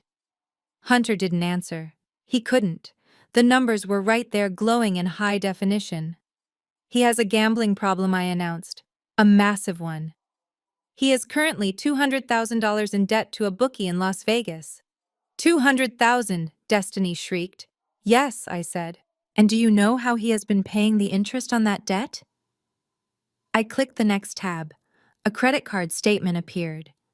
It was Destiny's card, the one she thought was for emergencies. "He maxed out your cards, Destiny. He took out 3 credit lines in your name. You think you have excellent credit. You are bankrupt. You just don't know it yet because he intercepts the mail." Destiny collapsed back into her chair, sobbing. But I wasn't done. The financial ruin was bad, but the emotional betrayal was the final nail in the coffin. "You know, Hunter," I said, walking closer to him, "I could forgive the stealing.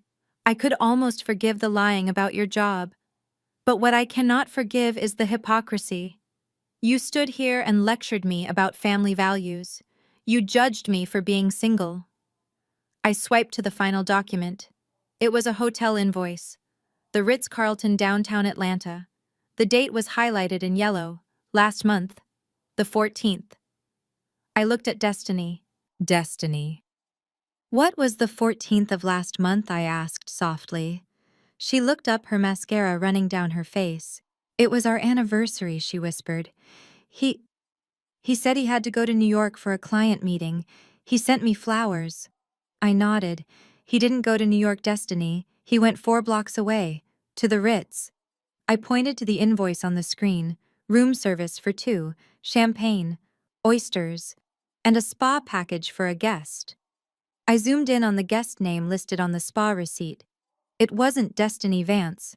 "Who is Tiffany?" I asked Hunter. The room erupted.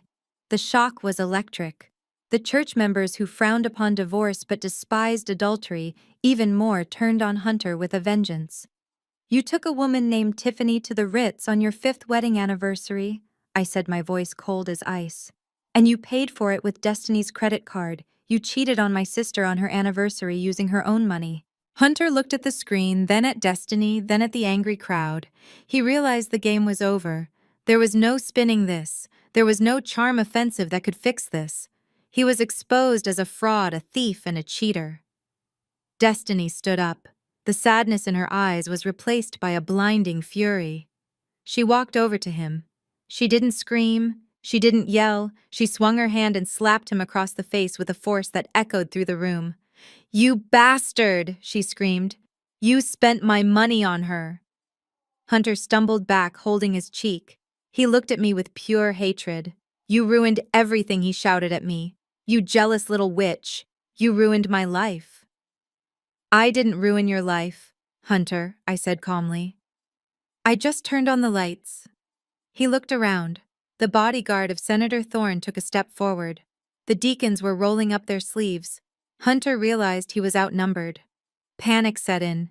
He didn't apologize. He didn't beg for forgiveness. He turned and ran.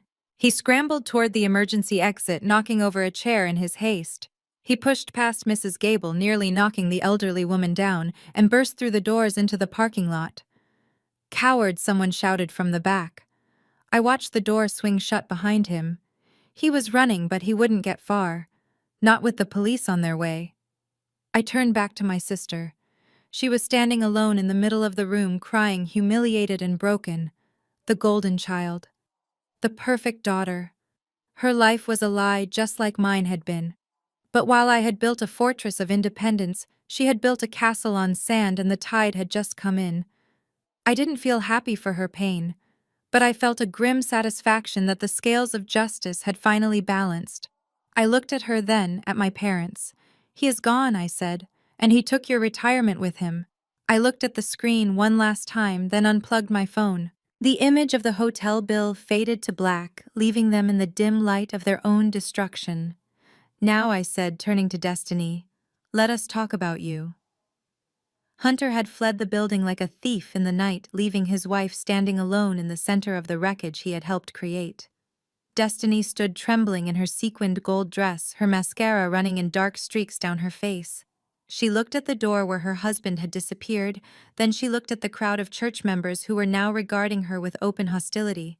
She looked at our parents Marcus and Serena, who were slumped in their chairs aged 10 years in the last 10 minutes. Finally, she looked at me. Her eyes were not filled with remorse. They were filled with panic. She was the golden child, the one who had never been told no, the one who had never faced a consequence in her life. She was drowning, and like a drowning person, she was ready to climb on top of anyone to keep her head above water. She placed both hands protectively over her rounded stomach. She let out a sob that sounded practiced, the kind of cry she used to get out of parking tickets. "You are happy now, aren't you?" Destiny wailed, her voice shrill and accusatory. "You drove my husband away. You humiliated our parents. You destroyed this family because you are bitter and jealous." She turned to Marcus and Serena, stumbling toward them. "Mom, Dad, please. You cannot listen to her. The stress. The stress is hurting the baby." She grabbed her stomach tighter, wincing as if in pain. "My blood pressure is spiking," she gasped. "I can feel it. If anything happens to your grandson because of Gabrielle's vendetta, I will never forgive her." Marcus looked up. The mention of the baby sparked a flicker of life in his dead eyes. This grandchild was his last hope. It was the legacy of the Vance name. It was the only pure thing left in a night of filth. "Gabrielle." "Stop," Marcus croaked, raising a shaking hand. "Leave your sister alone. She is carrying a child. Have some mercy." I watched them. I watched the way they instinctively rallied around her, even after everything. They were ready to forgive the credit card theft. They were ready to overlook the husband's betrayal. All because she was carrying the heir to the kingdom I had paid for. I walked slowly toward the table. I didn't look angry. I looked tired. I was tired of the lies. I was tired of the manipulation. But mostly I was tired of seeing my parents be played for fools by the very person they worshipped. "There is no stress hurting the baby, Destiny," I said softly. Destiny's head snapped up. "How dare you?" she screamed. "You are not a doctor. You don't know what I am feeling. I am not a doctor." I agreed. "But I am the administrator who oversees the obstetrics records for the entire state hospital network." I picked up my phone again. The projector was still humming the blank screen, waiting for the final slide. "You told Mom and Dad you are 4 months pregnant," I said. "You showed them an ultrasound picture." "Yes," Destiny yelled. "And we are going to name him Marcus after Dad." I nodded. It was a nice touch. Naming the baby after the man whose bank account you were draining. I tapped my phone. A document appeared on the screen. It was a surgical record from Mercy General Hospital. The date was clearly visible. 2 years ago. "Can you read the procedure listed here?" I asked the room. Destiny froze. Her hands dropped from her stomach. Her face went from red to a terrifying shade of white. "Stop it," she whispered. "Gabrielle, don't. Please." I didn't stop. I read it aloud. "Patient Destiny Vance. Procedure bilateral tubal ligation." The medical term hung in the air. For a second, Marcus and Serena looked confused. They didn't understand the jargon, but Julian Thorne, standing behind me, decided to clarify. "It means she had her tubes tied, Marcus." Julian said, his voice deep and rumbling. "It means she was sterilized 2 years ago." I looked at my father. "She cannot get pregnant, Dad. It is medically impossible." Marcus stared at the screen. He shook his head slowly, refusing to process the information. "No," he whispered. "No. We saw the ultrasound. She has a baby bump. Look at her stomach." I walked over to my sister. She backed away from me, clutching her belly, her eyes wide with terror. It is a silicone bump. Destiny, I said. You bought it online. Probably with the same credit card Hunter used to take his mistress to the Ritz. I reached out. Destiny tried to swat my hand away, screaming, but I was faster. I grabbed the fabric of her gold dress at the waist. I pulled. The dress was tight, but underneath the shape was rigid.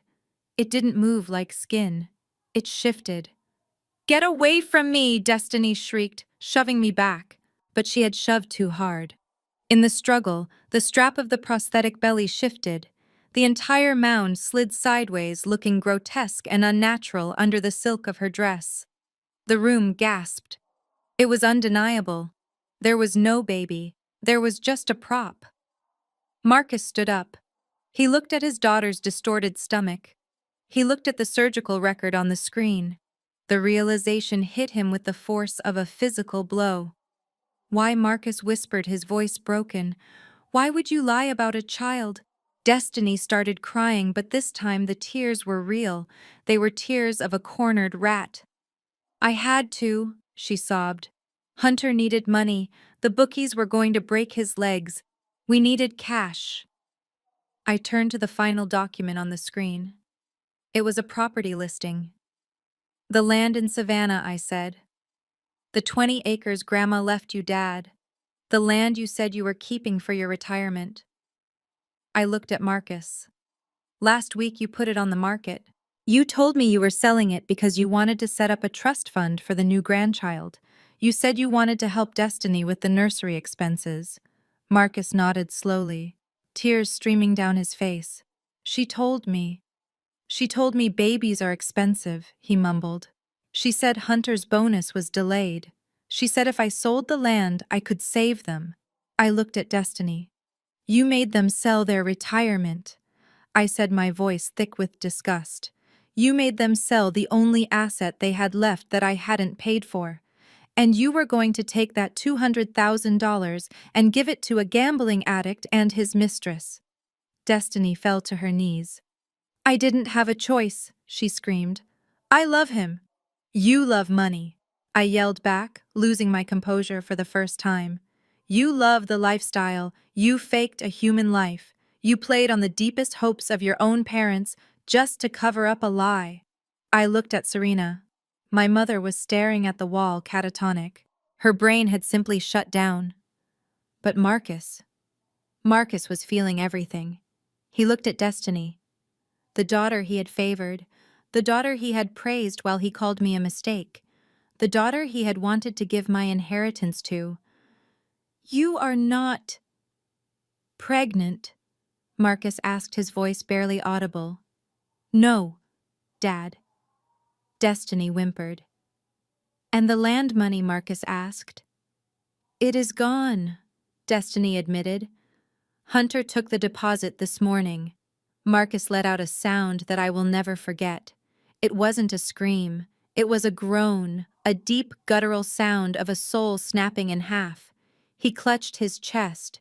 His face turned a violent shade of gray. He swayed. Dad, I shouted, stepping forward. But I was too late. Marcus's eyes rolled back in his head. He collapsed. He didn't crumple gracefully like they do in the movies. He hit the marble floor hard, dead weight, overturning the table as he went. The blue folder, the DNA test, and the shattered glass all came crashing down on top of him. Marcus, Serena screamed, snapping out of her trance. The room erupted into chaos. Destiny scrambled backward, crawling away from her father's body like a coward. Julian Thorne was already moving. He was on his knees beside Marcus, instantly checking for a pulse. Call 911, Julian shouted at his bodyguard. I stood there looking down at the man who had tried to ruin me an hour ago. He was gasping for air, clutching his heart, destroyed not by the daughter he stole, but by the daughter he chose. I looked at Destiny, who was huddled in the corner holding her fake stomach. You wanted a tragedy for your little reality show? I asked her. My voice cold. I pointed at our father dying on the floor. Congratulations, Destiny. You finally produced something real. The paramedics had moved Marcus to a chair, loosening his tie and checking his vitals. He was conscious, barely, his face a mask of gray ash and sweat. He was breathing, but the spirit inside him had broken. Serena was kneeling beside him, not out of love, but out of fear. She was clinging to the only raft she had left in the ocean of disaster she had created. Destiny was still sobbing in the corner, clutching her fake silicone stomach, looking like a child who had been caught stealing candy, except she had tried to steal a legacy. They looked pathetic. A few hours ago, they were the royalty of the congregation sitting on their thrones, passing judgment on me. Now they were ruins. But I wasn't done. I looked at Julian Thorne. He gave me a small, grim nod. The police were waiting outside for the official arrest, but before the handcuffs went on, I had one final administrative duty to perform. I had to settle the estate. I walked over to the table where my bags still lay scattered. I picked up my iPad Pro. I wiped a smudge of dust from the screen, unlocked it with Face ID, and connected it to the room's projection system. The screen flickered to life one last time. "You are probably wondering what happens next," I said, my voice cutting through the sound of Destiny's whimpering. "You are probably thinking that you can go home, regroup, hire a lawyer, and fight this." I looked at Serena. "You are probably thinking you can go back to the parsonage, lock the doors, and pray for a miracle." I swiped the screen. A satellite image of the large colonial-style house they lived in appeared. It was a beautiful home. 4 bedrooms, 3 baths, a manicured lawn, and a heated pool. It was the house where I had been made to sleep in the smallest room. It was the house where I had scrubbed the floors on my hands and knees while Destiny watched TV. "It is a nice house," I observed, looking at the image. "Market value is currently $1.5 million. Serena looked up, a flicker of defiance returning to her eyes. "It is our house," she rasped. "We have lived there for 20 years. You cannot touch it. It is homestead protected." I laughed. It was a soft, dangerous sound. "Homestead protection only applies if you own the home, Serena." I tapped the iPad.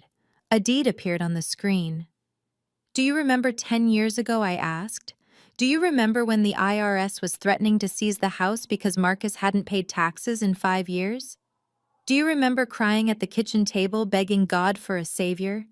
Marcus looked up, his eyes glassy. "I saved you," I reminded him. "I stepped in. I told you I had a friend, a private investor who would buy the house, pay off the tax lien, and let you live there, rent-free, as long as you paid the utilities." I zoomed in on the owner's name listed on the deed. Vance Holdings, LLC. "You told everyone that Vance Holdings was a shell company owned by the church," I said. "But it isn't." I tapped a button, opening the corporate registration documents for Vance Holdings, LLC, sole member, manager, Gabrielle Vance. The silence that followed was deafening. "I own the house," I said, spelling it out clearly. "I bought it, I paid the taxes, I paid the insurance. You are not owners, you are tenants, and you are tenants without a lease." I opened my email app on the iPad. I had a document already drafted. It was titled Notice to Vacate. In the state of Georgia, a tenant at will can be evicted immediately if there is proof of criminal activity or substantial damage to the property, I explained, sounding like the corporate executive I was. "And considering you used my property to run a fraudulent charity and launder money for your son-in-law's gambling addiction, I would say that qualifies as criminal activity." I picked up the Apple Pencil. I signed my name at the bottom of the screen with a flourish. "Sent," I said as I hit the button. A moment later, the phones in the pockets of Marcus and Serena chimed simultaneously. It wasn't a text message. It was an automated alert from the smart home security system. "I just updated the security protocols for the house," I said casually. Serena scrambled for her phone. She stared at the screen in horror. "What did you do?" she screamed. "I changed the codes," I said. "And I engaged the deadlock protocol." I pointed to the live feed from the security cameras at their house, which was now streaming on the big screen behind me. The garage doors were closing. The heavy oak front door clicked audibly as the electronic deadbolt slid into place. The shutters on the windows rolled down. "Your clothes are in there," I listed. "Your jewelry, your cash stash in the safe behind the painting, Destiny's collection of designer shoes. It is all locked inside. You can't do this, Destiny wailed. My medication is in there. Your prenatal vitamins for the fake baby, I asked. You can buy more at the drugstore. Oh, wait. You can't. I swiped to the next tab on my iPad. This was the banking portal. Because I also filed that lien I told you about, I said. Ping, ping, ping. More notifications hit their phones. This time it was the banking app. I watched as Marcus pulled his phone from his pocket with shaking hands. He stared at the notification. Alert. Account frozen. Suspicious activity reported. Serena checked hers. Alert. Credit line suspended. I hold the primary mortgage on the church building too, I revealed. And since I am the largest creditor and I have evidence that the funds were being misused, the bank granted me an emergency freeze on all associated assets. I looked at them. Your checking accounts, your savings, the church discretionary fund, Destiny's allowance account. It is all frozen. You cannot buy a pack of gum right now. Serena stood up, stumbling toward me. You are leaving us with nothing, she cried. We are your parents. We are old. Where will we sleep tonight? I looked at her without an ounce of sympathy. I hear the bus station is open. 24 hours, I said.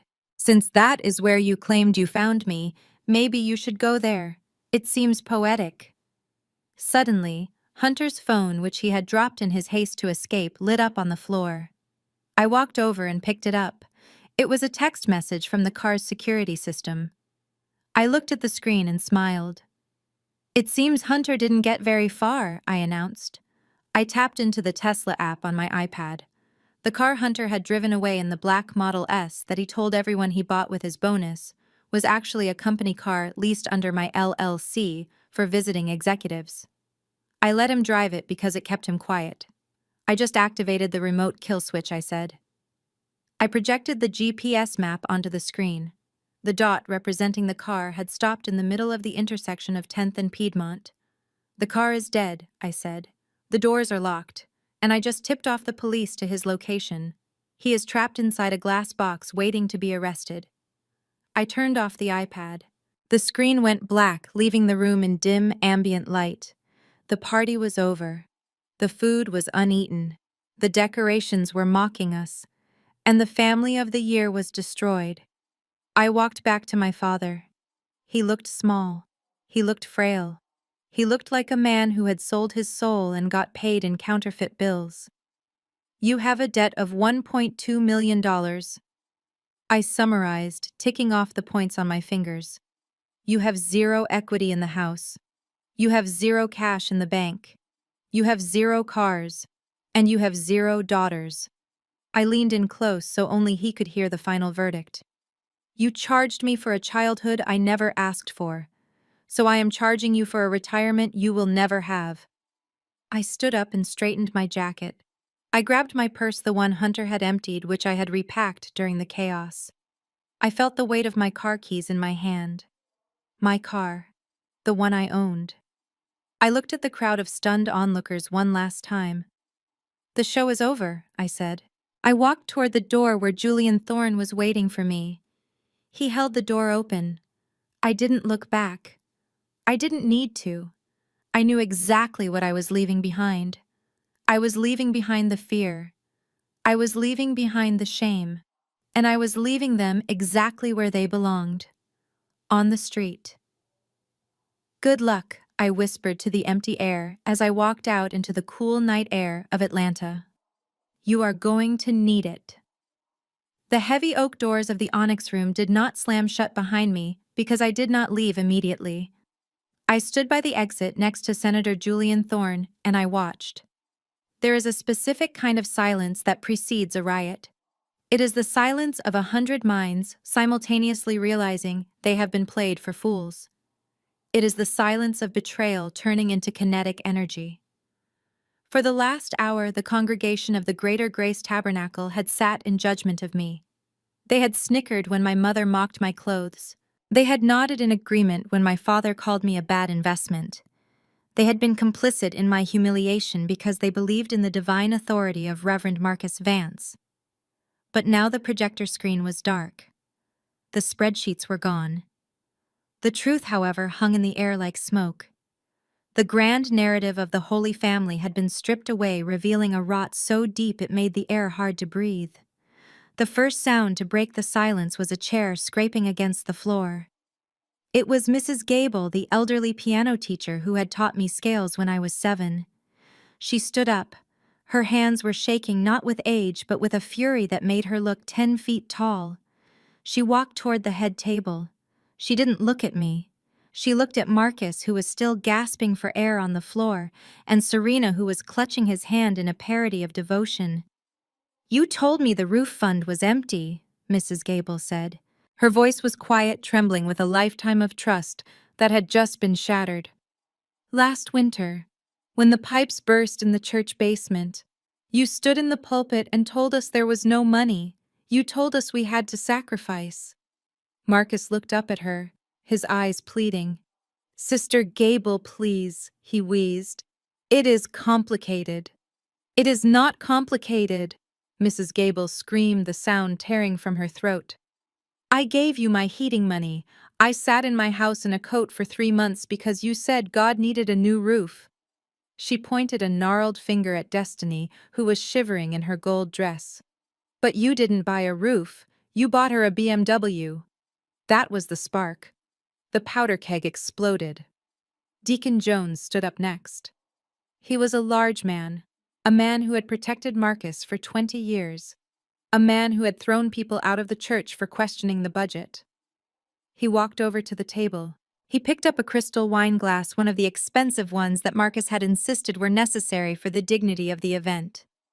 "I cashed out my 401k for the building expansion," Deacon Jones roared. $200,000. You said we were breaking ground in June." He looked at the empty spreadsheet on the screen. "There is no expansion, is there?" Marcus tried to scramble backward, pushing himself along the floor, but his legs wouldn't work. "No, Deacon, listen. The permits are pending," Liar Deacon Jones shouted. He threw the wineglass. It didn't hit Marcus, but it shattered against the wall right above his head. Red wine splattered across the white wallpaper like a gunshot wound. The sound of breaking glass was the permission the rest of the room needed. Suddenly everyone was standing. The 100 guests, the faithful flock, transformed into a mob. They weren't angry on my behalf. I knew that. They didn't care that I had been kidnapped. They cared that they had been robbed. They cared that their tithes, their offerings, their widows' mites had been funneled into handbags, luxury cars, and hotel rooms for mistresses. "You stole my son's college fund," a woman in a blue hat yelled, rushing the stage.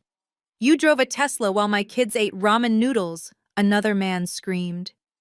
The scene descended into chaos.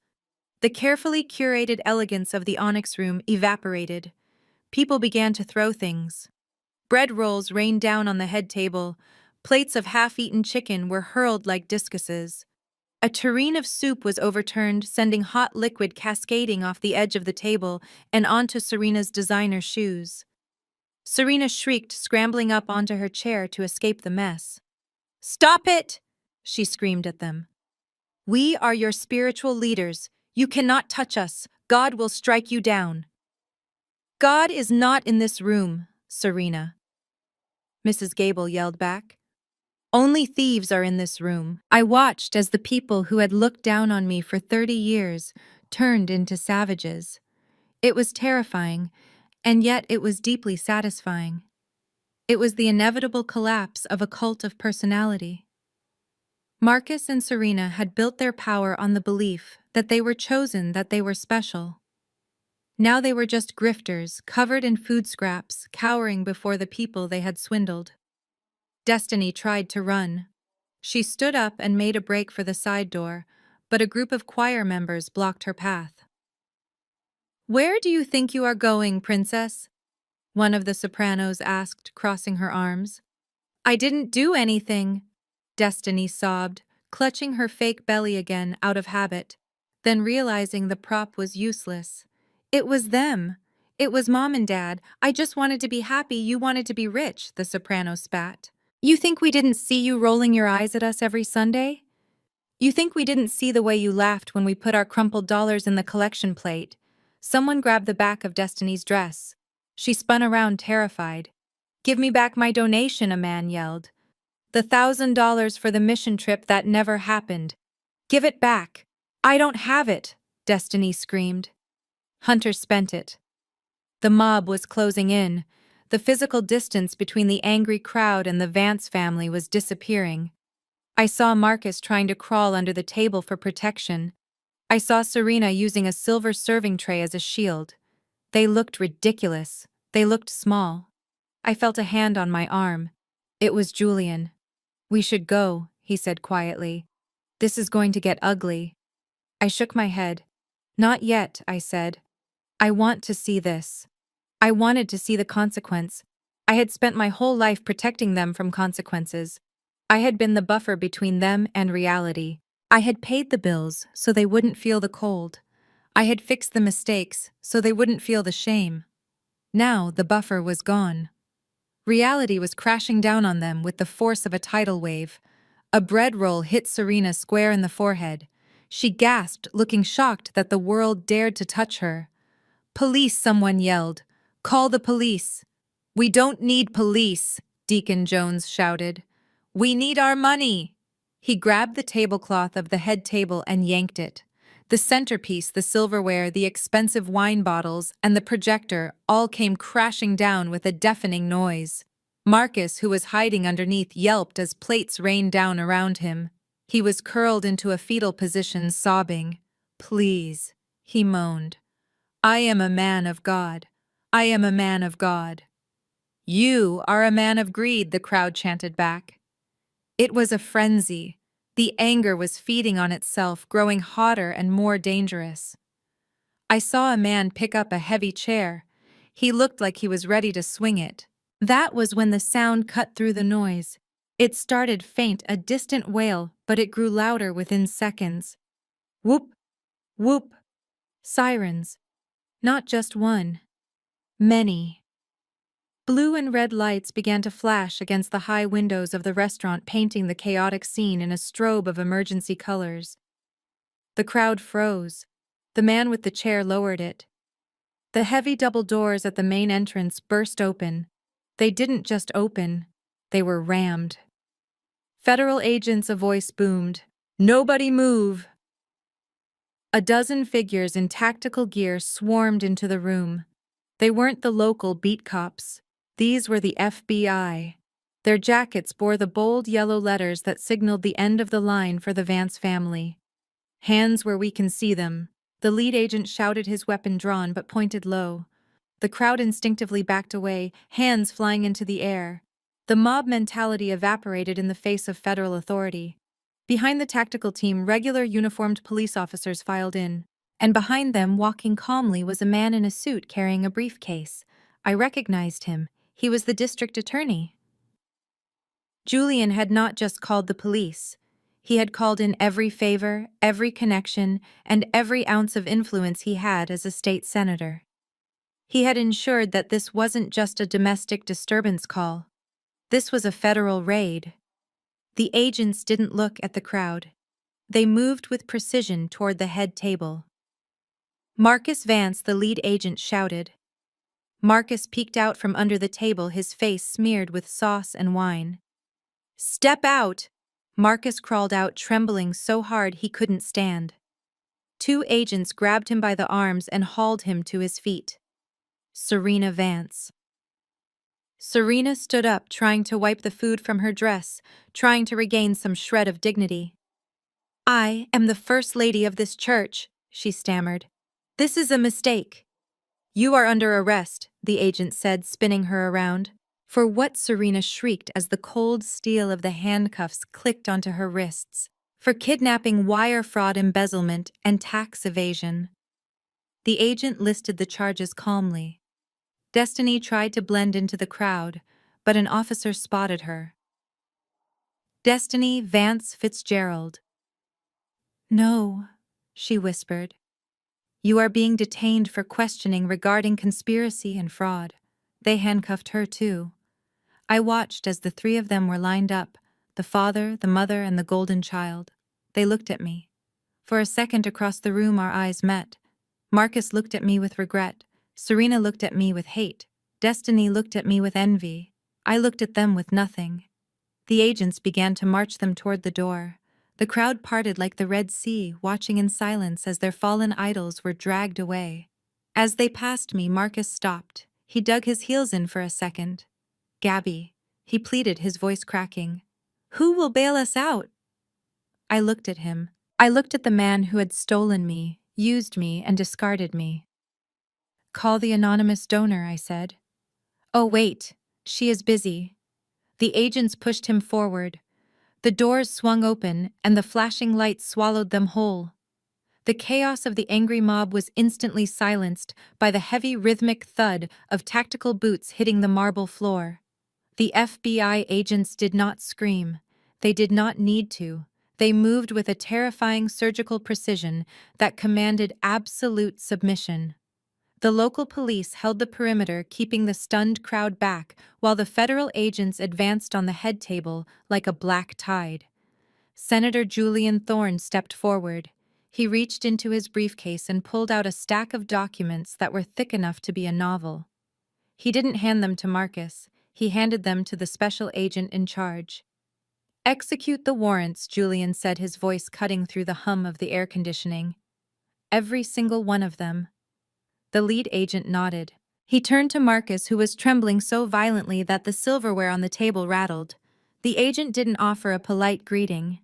He didn't ask for cooperation. He reached for his belt and unclipped a pair of heavy steel handcuffs. Marcus Vance, the agent, announced, his voice booming. "You are under arrest pursuant to a federal indictment." "For what?" Marcus squeaked, his voice cracking. "I am a pastor. You cannot arrest a man of God in his own church." The agent grabbed Marcus's wrist and twisted it behind his back. The click of the handcuffs locking into place was sharp and final. "You are charged with 1 count of federal kidnapping resulting in crossing state lines." The agent read, his tone flat and clinical. 30 counts of Social Security fraud, 12 counts of money laundering through a tax-exempt religious organization, and 1 count of aggravated child abuse. The words hung in the air. Kidnapping, abuse. The congregation gasped. The image of the holy reverend was shattered, replaced by a common criminal in a stained suit. Serena screamed. It wasn't a scream of sorrow for her husband. It was a scream of self-preservation. As an agent approached her, she scrambled backward, knocking over a chair. "It was him!" Serena shrieked, pointing a shaking finger at Marcus. "It was his idea. He told me to take the baby. He said we needed the money. I just wanted to be a mother. I am a victim too." The agent didn't pause. He grabbed her arms. "Serena Vance, you are under arrest for conspiracy to commit kidnapping, wire fraud, and tax evasion." "No!" Serena wailed as the cuffs bit into her wrists. "I am the First Lady. You can't touch me." Next came Hunter. 2 officers dragged him back in through the side door. He had tried to hide in the kitchen, but there was no escape. He was crying, tears streaming down his face, ruining his expensive silk tie. "I am a businessman," Hunter yelled. "I have rights." "You have the right to remain silent," the officer said, slamming him against the wall to frisk him. "You are charged with securities fraud, embezzlement, and grand larceny." Finally, the room went quiet. The 3 architects of my misery were lined up, bound in steel. The agents began to march them toward the exit, but there was one person left standing. Destiny. My sister stood alone in the center of the room, clutching her fake silicone belly. She looked at the agents, waiting for them to come for her. She held out her wrists, expecting the same fate. She wanted to be a victim. She wanted the drama. But the agents walked right past her. "Wait!" Destiny cried out, her voice trembling. "What about me? Where are you taking them?" The lead agent stopped. He looked at Destiny with a mixture of pity and indifference. "We don't have a warrant for you, Mrs. Fitzgerald," he said. "Being spoiled isn't a federal crime." And lying about a pregnancy isn't illegal, it is just pathetic. He signaled to his team. You are free to go, the agent said, but you can't go home. The house is a crime scene. It is being seized as evidence. He turned and walked away, dragging my screaming parents out into the night. Destiny stood there frozen. She looked around the empty room. Her husband was gone. Her parents were gone. Her house was gone. Her money was gone. She wasn't arrested, but she had received a sentence far worse for someone like her. She was irrelevant. She was homeless. And for the first time in her life, she was completely and utterly alone. The flashing lights of the police cruisers bathed the room in a chaotic rhythm of red and blue, cutting through the elegant gloom of the onyx room. It was the only spotlight my parents had left. I watched the federal agents march Marcus and Serena toward the exit. They were not walking with the heads high posture of the spiritual leaders they pretended to be. They were stumbling. The weight of the steel cuffs seemed to drag their shoulders down, but the weight of the truth was even heavier. As they reached the heavy double doors, Marcus dug his heels into the carpet. He fought against the grip of the federal agent panic overriding his dignity. He turned his head, his eyes searching the room frantically until they landed on me. He looked pathetic. The sweat on his forehead mixed with the red wine stains on his collar, making him look like a clown whose makeup was running. "Gabby!" he screamed. His voice was raw, cracking with desperation. "Gabby, honey, please. You can stop this. You know people. You have money now. Do not let them take your father." Serena was sobbing quietly next to him, a broken wheezing sound that offered no comfort, but Marcus kept pleading. "I am sorry," he wailed. "I will make it right. We can work this out. Just make a call. Save me, Gabby." I walked toward them. The agent paused, giving me a moment. I stood inches from Marcus. I looked at the man who had stolen me from a nursery and billed me for my own survival. I looked at the man who had preached about charity while stealing from the poor. I waited for a flicker of love to spark in my chest. I waited to feel that familiar pull of guilt, the instinct to fix his mess. But there was nothing. Just a hollow space where a father should have been. I looked him dead in the eye. The silence between us stretched for an eternity. "Do not call me that," I said. My voice was low, steady, and colder than the grave he had tried to bury me in. Marcus blinked, confused. "What, Gabby was the girl you abused," I told him. "Gabby was the girl you charged for milk and diapers. Gabby was the girl you made sleep in the smallest room and scrub your floors. Gabby is gone." I took a step back, moving into the space beside Julian Thorne. I felt the warmth of my biological father standing guard beside me. "My name is Camille Thorne," I said, enunciating every syllable. "And I do not know you. I do not associate with criminals."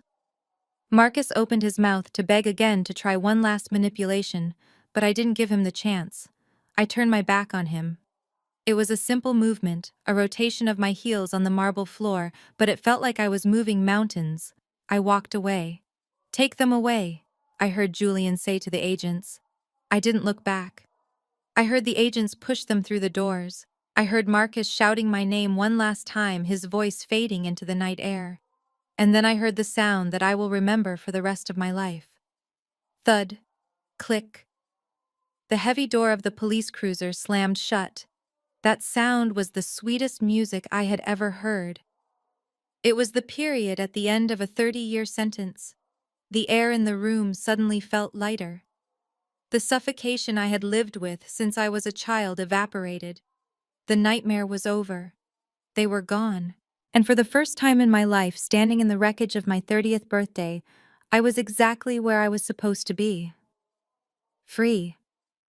The sun over Atlanta feels different when you are standing in your own light.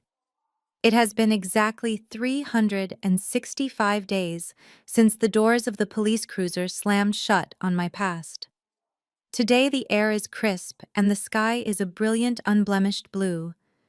I am standing on a podium in front of a newly renovated building in downtown.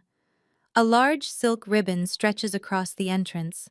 The sign above the door reads, The Camille Thorne Center for Missing and Exploited Children.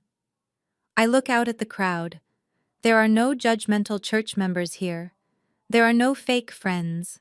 There are city officials, supportive colleagues from the logistics industry, and families who are looking for hope. And standing right next to me, holding the giant ceremonial scissors, is Julian Thorne, my father. He looks at me, and for the first time in my life, I do not see calculation in a parent's eyes. I see pride. Pure, unadulterated pride. He is not proud of me because I paid a bill. He is proud of me because I survived. I take the microphone. My hand does not shake. 1 year ago, I was handed an invoice for my existence, I tell the crowd. I was told that I was a bad investment. I was told that because I did not share blood with the people who raised me, I was nothing more than a debt to be collected. I pause, letting the wind carry my words. But today, I stand here as proof that family is not defined by DNA, and it is certainly not defined by a transaction. Family is the safety net that catches you when you fall, not the trap that pushes you down. The crowd applauds. I smile. It is a real smile, one that reaches my eyes. After the ceremony, as the guests mingle and drink sparkling cider, Julian pulls me aside. I got a letter today, he says quietly. From the federal penitentiary. I nod. I know who it is from. Marcus wants to know if you will visit, Julian says. He says he has found God again. He says prison has humbled him. I look at the beautiful center we just opened. I look at my life, which is now filled with peace travel and people who actually respect me. Tell him I am busy, I say. And I am. The update on the Vance family is a matter of public record now. Reverend Marcus and First Lady Serena were sentenced to 20 years in federal prison without the possibility of parole. The judge called their crime one of the most heinous acts of deception he had ever seen. They are currently serving their time in separate facilities. Serena works in the prison laundry, folding sheets for 12 cents an hour. I find that deeply poetic. The woman who tossed me in a laundry bag is now spending the rest of her life staring at dirty linens. Hunter took a plea deal. He got 5 years for securities fraud. He is currently sharing a cell with a man named Tiny, who does not appreciate his stories about Wall Street. His mistress, Tiffany, left him the day the money ran out. And then there is Destiny. I checked on her last week. Not because I care, but because I believe in the importance of auditing my results. Destiny was not charged with a crime, but she was sentenced by life.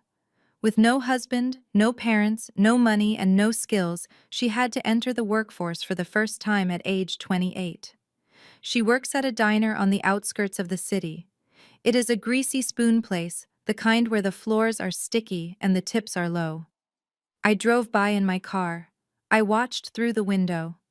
Destiny was wearing a stained apron. She was carrying a heavy tray of dirty dishes. A customer, a man who looked a lot like Hunter used to look, yelled at her for forgetting his ketchup. I watched her apologize. I watched her wipe the table. I watched her look down at her shoes, which were no longer designer heels, but sensible non-slip sneakers. She looked up and saw my car. She saw me behind the wheel of my new Porsche. For a second, our eyes met through the glass. She didn't wave. She didn't glare. She just looked tired. She looked like someone who had finally learned the value of $1 the hard way. I drove away. I didn't feel glee. I didn't feel hate. I felt nothing. And that indifference is the true victory.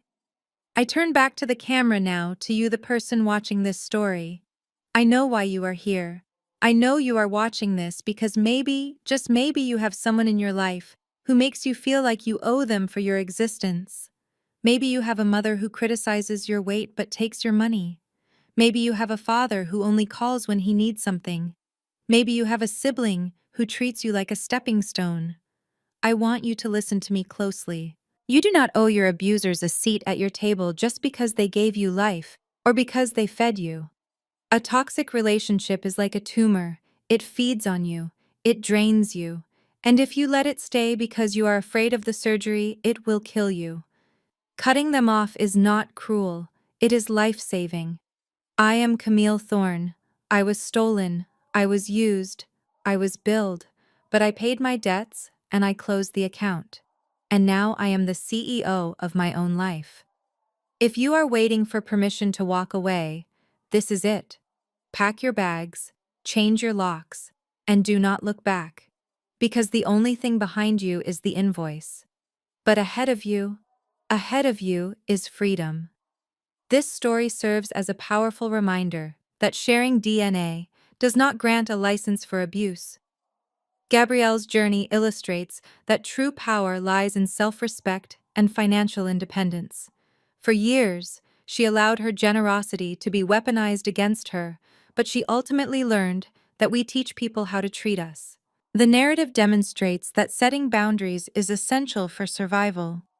When kindness is met with constant cruelty and exploitation, the healthiest choice is often to sever ties completely.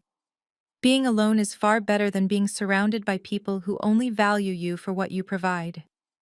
Hit the like button if you agree that peace is more important than toxic loyalty, and subscribe for more stories about reclaiming your power.